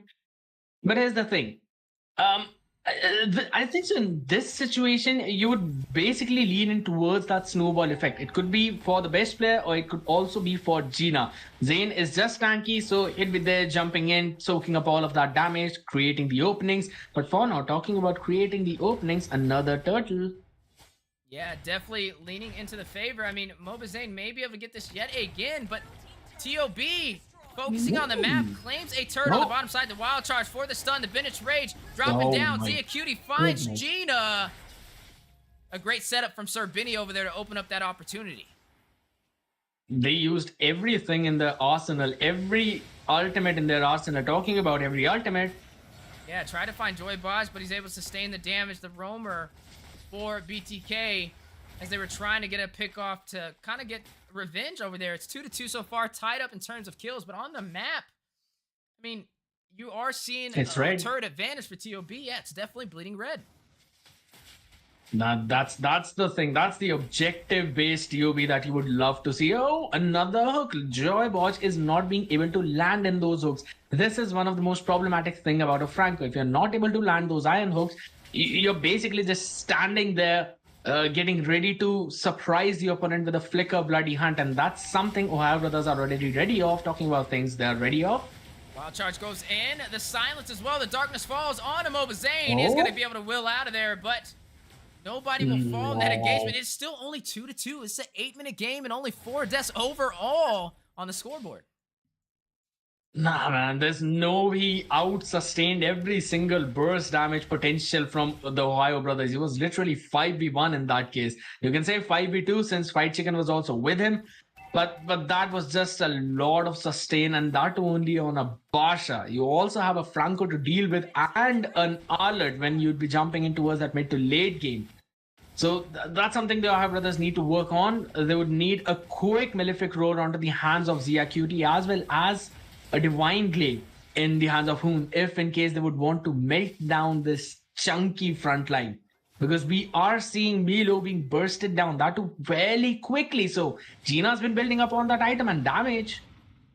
Yeah, definitely having the damage, and on the bottom side, looks like they are going to go in for the kill. Darkness Falls goes down with the wild charge. Zia Cutie finds Fried Chicken, but they are not done yet. They're going to also take the tier 2 turret, but BTK going to respond back from taking the Lord. They're going to go for the inhibitor. Wait a minute, they have the minions. No! They don't have enough damage, though, to be able to close it out. Not this early. But I admire their passion. But wait, in the Lord Pit, big play on the way. Void Crystal drops down. Manipulation to stop Milo in his tracks. Manipulation back from Salamanca with the IMU of the Valentina. Double 5x5. Make that a 10x10 as Salamanca finds Zayn. And that is going to be Milo's one member falling. But this is 4-2 on the scoreboard. Still 10 minutes.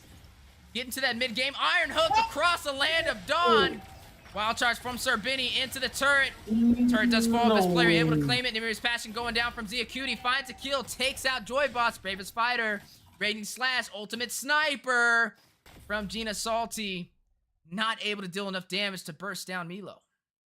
Talking about bursting down, that's just no way Milo wins that red tree. He was basically against a red tree battle. He stole the Lord. They dealt the damage on the bottom inhibitor. They also stole away the Lord. That's basically a win over every single board for the Ohio brothers. So now they're transitioning in towards that late game, and they are the ones who are controlling, and they are the ones who have the momentum. I'm still surprised about the Twilight armor that has been picked up by the Grog. So still would have to see how well that actually works out in his kit. They do not have a dominance at this point, apart from Milo, so he needs to survive, because apart from that, they would be dealing in with a decent amount of damage. There goes the damage. Milo finds Zayn. Manipulation dropping John, trying to hold him off. Yato finds Milo. Buddy Hunt connects. But Zia finds Joy Bosch and shuts him down. Deadly Stingers goes in. Fried Chicken finds Zia Cutie for the shutdown. Takes down Beatrix, but Salamanca with the IU on the Valentina with the 5x5 zone finds Fried Chicken with the manipulation. 3 members falling for BTK, 2 members dropping for TOB, but they have Salamanca, they have Best Player, they have Sir Benny, and they're going to go ahead and claim the tier 2 turret in the mid lane, leaving BTK down to their inhibitors. Absolutely. Oh, Sir Benny. All right, he takes up that last turret shot, and now the Dark Knight falls just for the disengage so that best player could retreat back to safety. But wait a minute, he might actually be caught if in case Zane decides to move forward with his skill one. Yeah, Zane on the chase. He doesn't want to let best player go. He's going all in. The shutdown, the wheel, the slow, and Gina is going to secure the kill. We call that a drive-by over there in the land of Dawn between Moba Zane and Gina Cutie, rolling over there and securing that. And that is going to be the jungler falling for TOB. Indeed. I mean, best player did think that he might have escaped his death, but little did he know the Reaper Zane was right behind him, trailing halfway across the map to finish things off and get that shutdown. But nonetheless, oh my goodness! That iron hook stole his soul. Milo grabbed from a mile away from Joy Bosch. Magnetic hooks.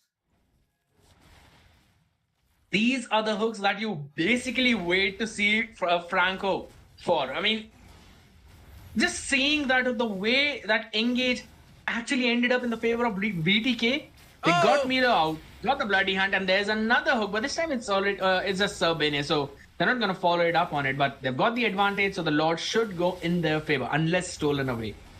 Right, I mean there was an amazing Lord still, but now on this fight, Darkness Falls goes down, wild charge for the knockup. Zia Cutie finds fried chicken, Lord very low. Best player is gonna hit the retribution just in time to secure it. Moba Zane finds best player. They are able to secure the Lord, though. And now BTK need to get out. Gina is going to find Salamanca. Down goes the manipulation. Milo with the bravest fighter. Land checker for the double stun onto Joy Boss. Yato very low. Tries to path out, but the chase from Milo, the dedication, will find them at back lane. Is going to go ahead and take down Yato. That is going to be 2 members falling for both sides of the table. But they were able to secure the Lord over there. And that is going to be into the hands of the Ohio brothers. Indeed. I mean, best player did fail, but his retribution was absolutely on point. It seems his name should be changed to Best Retribution at this situation, because it's just the way Ohio brothers are winning these retribution battles, that too in clutch moments. I mean, they've got the entire control of the game. Even though if they're not able to win in those fights, you're seeing the trades being won by BTK, but it's still the Ohio brothers who are controlling the entire game, the entire map. You can clearly see the bottom inhibitor is about to fall. It's a 5v5 situation and we have all the ultimates on board. That's right, and with all the ultimates on board, all this utility, here goes the battle we were looking for. A wild charge from Sir Benny, not hitting the mark. You are going to see the inhibitor fall. Manipulation drops down. Lord being bursted out of there. And it looks like they got what they came for. TOB able to open up the base for BTK. And that's the discipline coming in. They know that they should not overstay their welcome. They do not want to go in for those prolonged fights, because that's what BTK are strong at. They want the fight to carry on for as long as possible. They've got Gina for that continuous damage. They also have Moba Zane, who can literally spam his skill to infinitely as long as it's got the mana and is hitting those targets. So definitely not the kind of battle Ohio brothers are looking for. They've got the objective and they quickly retreated back to the safety. And just like you mentioned, the jungle choke, it's also coming in from this time from Ohio brothers, taking every single objective, every single jungle creep from the side of BTK. But the lead is not increasing. That's right. I mean, it's still 9-10, almost even in terms of kills. But in terms of the map and defense, the Ohio brothers having a lot of insurance. You know, we placed a poll out there. This is the grand finals, best of 5, game 5, mind you, 2-2 on the scoreboard. There's over, I want to say 20 or 1,600 votes. So I think we're going to go ahead and do the poll now before it ends and see what the community is kind of going for between North America's powerhouses before this ends. Let's go ahead and end that poll now. Let's see what the percentage is. But now the battle on the way can still play has been called in. They are going to try and close it out, but is this the right call? TOB being very aggressive, but you're going to see the wild charge possibly on the way. Gina is going to find Salamanca. Manipulation dropping down, controlling the whole entire lane, forcing TOB back. Not able to close the distance or end this game. The Lord will spawn in the next 2 seconds. And it looks like it's a 64% for BTK, 35% for TOB. Where's the rest 1% going at? I mean, probably in the hooks that are coming in from Joy Boys time and time again. Where is that other 1% at? Hold on. I'm right there with you. The math is not mathing, but It's definitely mathing on this game so far. 11-10. Darkness Falls goes down. Best player caught out of position. Deadly Stingers in the fried chicken. Wild charge. Sir Benny able to take him down. Gina finding Zia. Unstoppable MOBA Zayn. The king of the jungle claims the Lord for BTK. Yes, they don't have the turrets in their favor, but they have the Lord, and that may be the deciding factor to turn this page in their hands. Indeed, the Water Lord Poseidon is gonna march down probably from the bottom side. Yes, if my math is correct, then it should go in from the bottom side.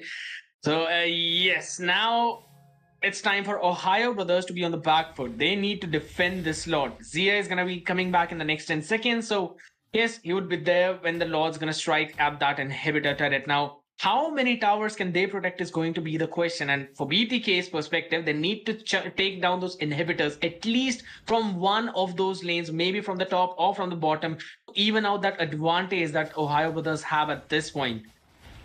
They need one more magical hook from Joybots. They need one of that to land, and for now he seems to be in a position where he can get that one hook in, but still both of these teams playing it pretty safe. Looking at these itemizations, nothing out of the ordinary. Everyone's just going for the items that they need, but for now I do think that the engage is probably gonna be in.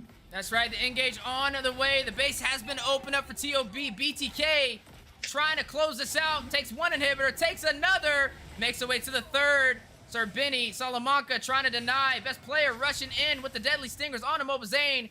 The Iron Hook connecting only onto the minion. Joyboss falling a little short. And now, again, anybody's game. Minions are still in the mid lane, but is this the push BTK wants? They have minions on the mid that have been bursted down. They only have the top to really help them out. The Bloody Hook, the suppression, the Iron Hook. Joyboss finds a magical hook, finds best player. One member falling alongside the inhibitor turret for the top lane, leaving the base crystal vulnerable for the taking. TOB 4v5, and it looks like BTK is not going to let go of the gas.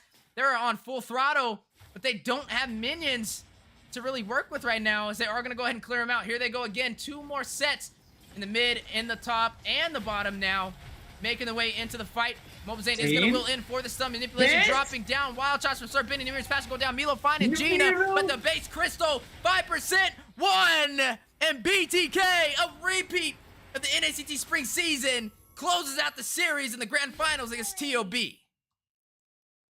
3-2, and what a game. Just a roller coaster ride coming in, a seesaw that we've been seeing time and time again, and Gina on the Leslie just dealing that true damage from the back lines, and the way Joyboss landed that best hook on best player, that is the thing that basically was the final nail in the coffin for the Ohio Brothers. Numbers disadvantage, they couldn't have done anything in that situation. Plus, there's one thing that I would like to, point things out at. It's the itemization that actually came in. And I personally think that maybe Milu could have gone in for an extra defensive item, or maybe something along the lines of maybe another Twilight armor or a blade armor, because Gina was dealing a ton of true damage to him. Some of that would have been returned back. So it might have helped them in the tankiness, because they don't have a tanky jungler. They only have Grok for the front line and no other front line apart from Sir Benny. So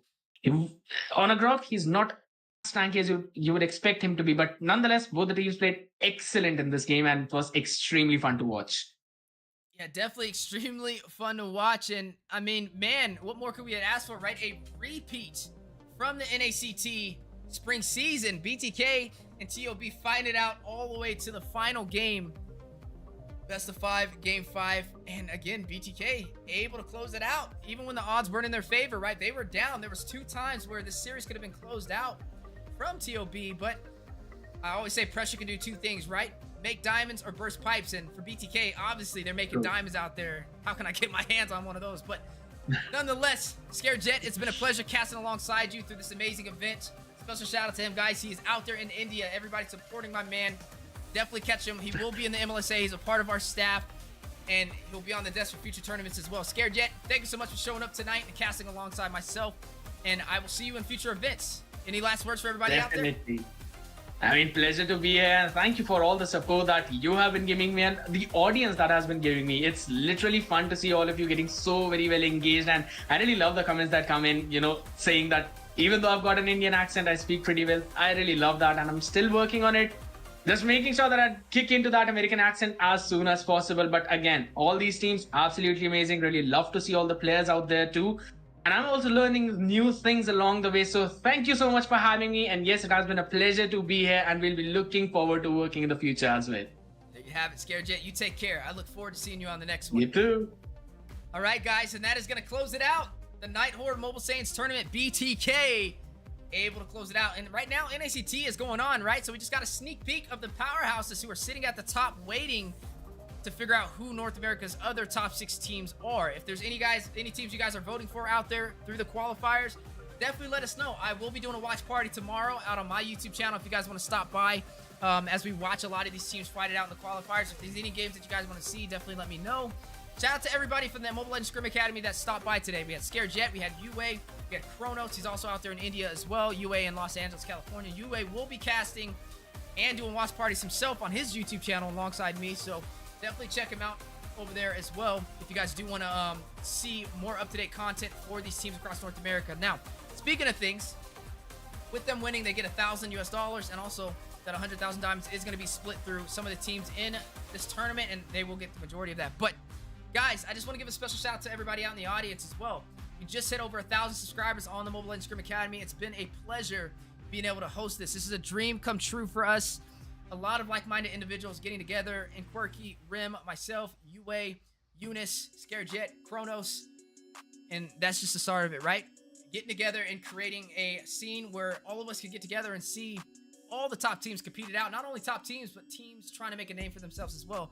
This is season 3, so if you guys want to join our Discord server now, feel free to and stay up to date. We do have future events coming up. This is the second tournament that we have done, giving out $1,000. That's the second one in the past month. You know what I'm saying? And this is completely free for us. We don't get paid to do it. It's community driven. Even all these graphics we build from scratch, from hand, it takes so many hours to do, and to be able to see it all, you know, come to fruition and see everybody stopping by, man, it definitely lets us know that our hard work is paying off. And hopefully you guys enjoy it as much as we do. So congratulations to BTK, congratulations to TOB for getting second place, and congratulations to everybody that made it to the top 32 teams who fought it out inside of this amazing event. Scarejet all the way from India, man, gotta give him a shout out as well. It's like 7 in the morning when this dude is casting, right? It's like 6 p.m. when I'm on the desk over here. So I got my rest and I'm ready to go, but they're just now waking up, man, and to be able to provide that energy, you gotta give credit where it's due.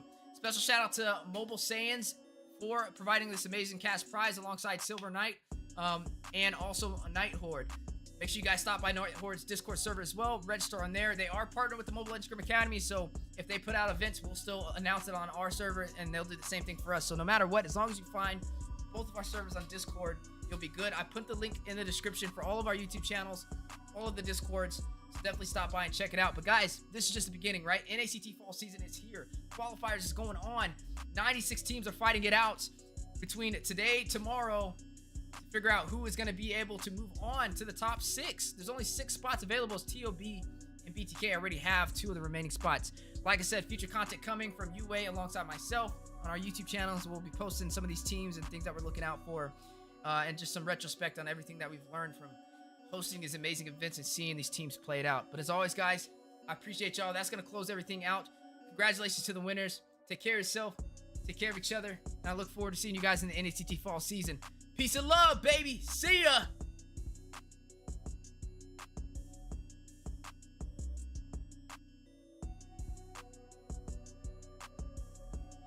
Introduce us to our new colleagues. With pleasure, Steph Weezy. Hey, I'm Ben, and we're delighted to welcome outstanding new talent to the team this season, UA. He'll be joining us and providing exciting commentary and breaking down all the intense matches that are to come. UA, I believe you have some insight about how this season is about more than just gameplay, right?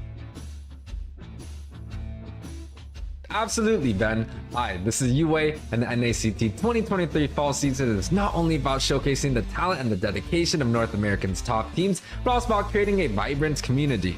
Eunice, as the final voice in our lineup, would you like to share some of your thoughts on the upcoming season?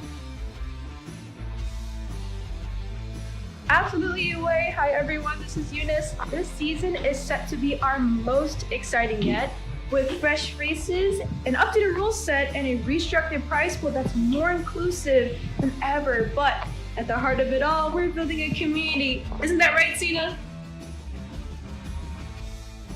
That's right, Eunice. We are making an amazing community. Hello, everyone. It's Sina Lee here. For this season, let's make it a memorable one on and off the stage as we build a sense of camaraderie and sportsmanship. For the NACT 2023 fall season, let's embrace this journey together and make it an unforgettable one in esports history. I can't wait to share this adventure with you all. See you guys all soon.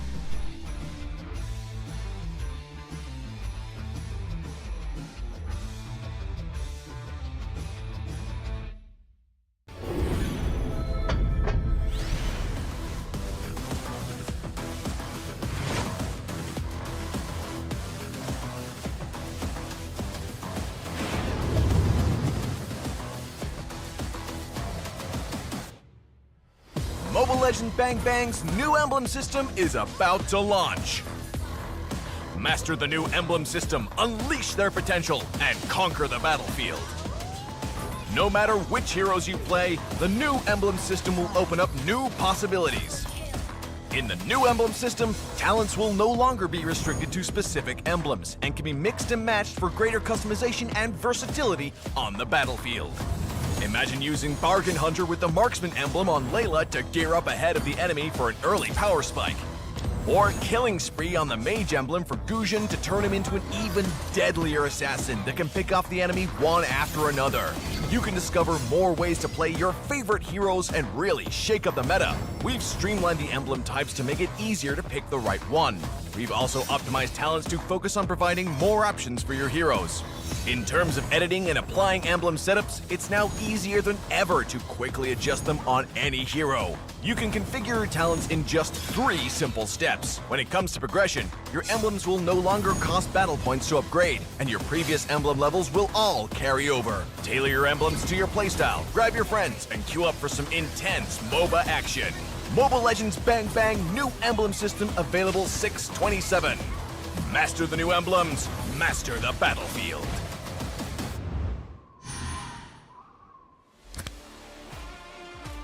The upcoming tournament for NACT Fall. This is Mara Aquino wishing you guys luck, and I hope you guys do so well and you go to Philippines for the upcoming M5 World Championship. And you never know, it might be you that announces the winner.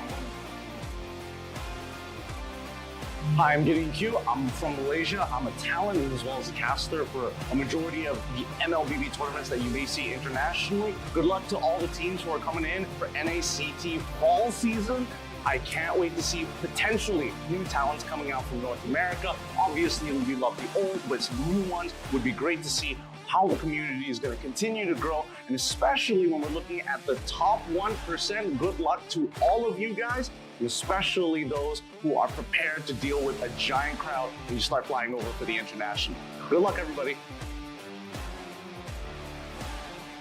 Wait. Hi everyone, I'm Nighthorde. How are you guys doing? I just want to say a few good words here. I've been very excited to see you guys grow. It's so great to see how things have developed over the seasons, over the years. I hope it gets bigger. I hope you guys have more to say on the international scene. And I heard you guys are coming to ISF, so that's super great. Can't wait to see you guys there. Can't wait to see you guys rock the, MLBB scene. Hey guys, my name's Phil, and here's the thing, we watch NACT Grand Finals, and if that shows anything about how NACT is as a region, you know what? I can't wait for it. I hope NACT falls. All of you guys will do good, because at M5, we gotta see a surprise, man. I can't wait to see NAs in M5. What's up guys, I'm Mirko, Indonesian caster. Right now, casting for MSC. I'm eating. They told me to do this. It's all good. NACT is gonna be insane, all right? You know who I'm rooting for. I'm wearing their colors. BTK all the way, all right? So yeah, BTK. Support M5 BTK.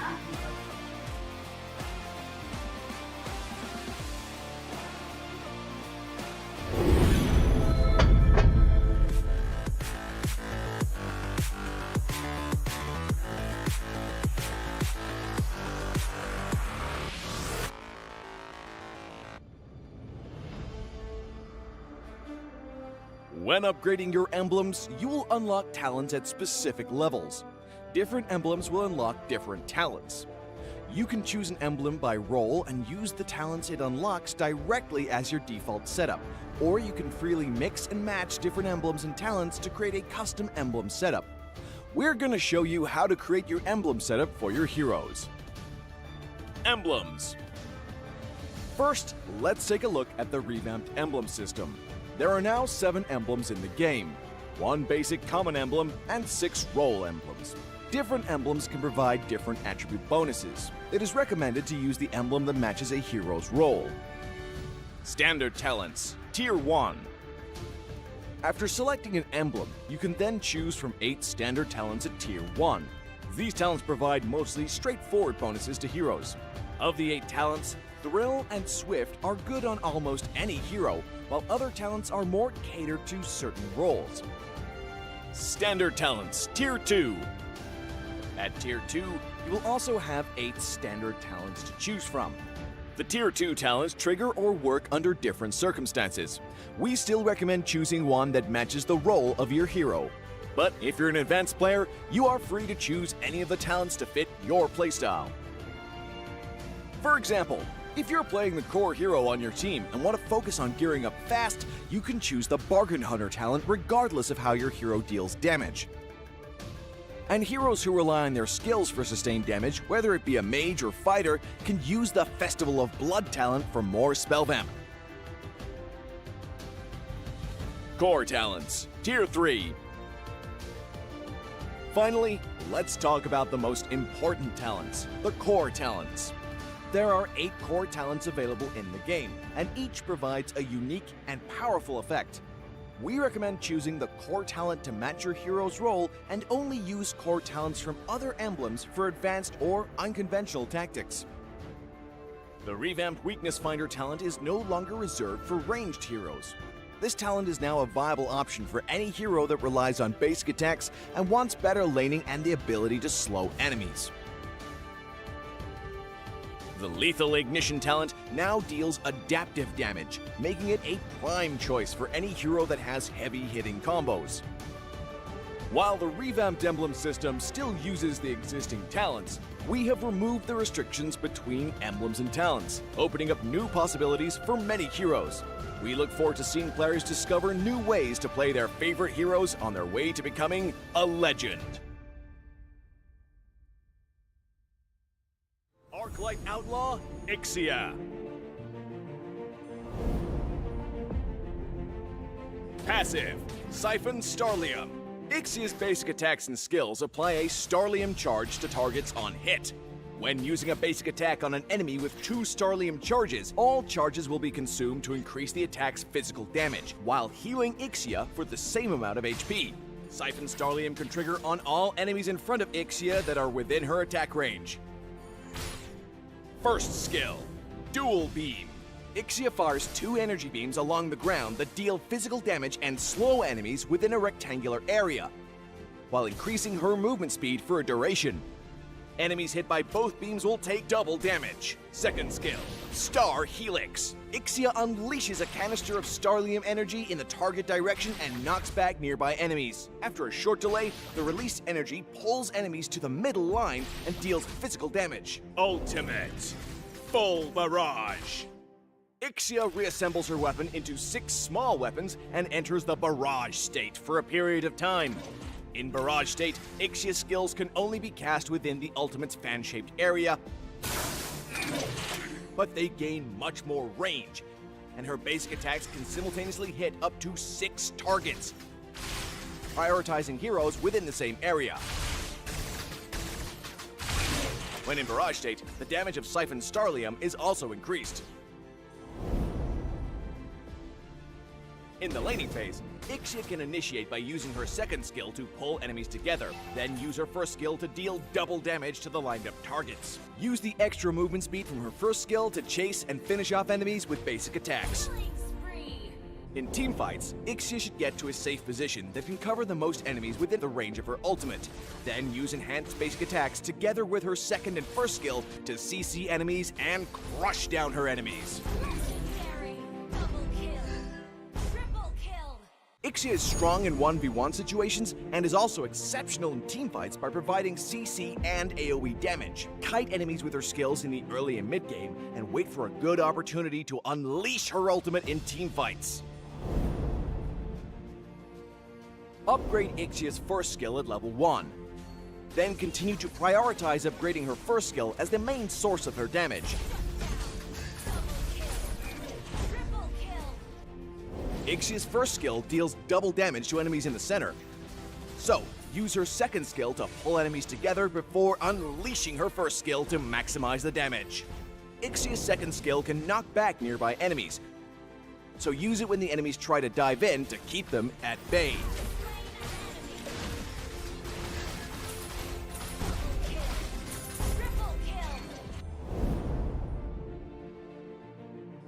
Corrosion Scythe and Demon Hunter's Sword are Ixia's core pieces of equipment because the high attack speed and basic attack bonuses fit her playstyle. Get Windtalker to further enhance Ixia's sustained damage, and Malefic Roar in the late game to increase her damage against tanks.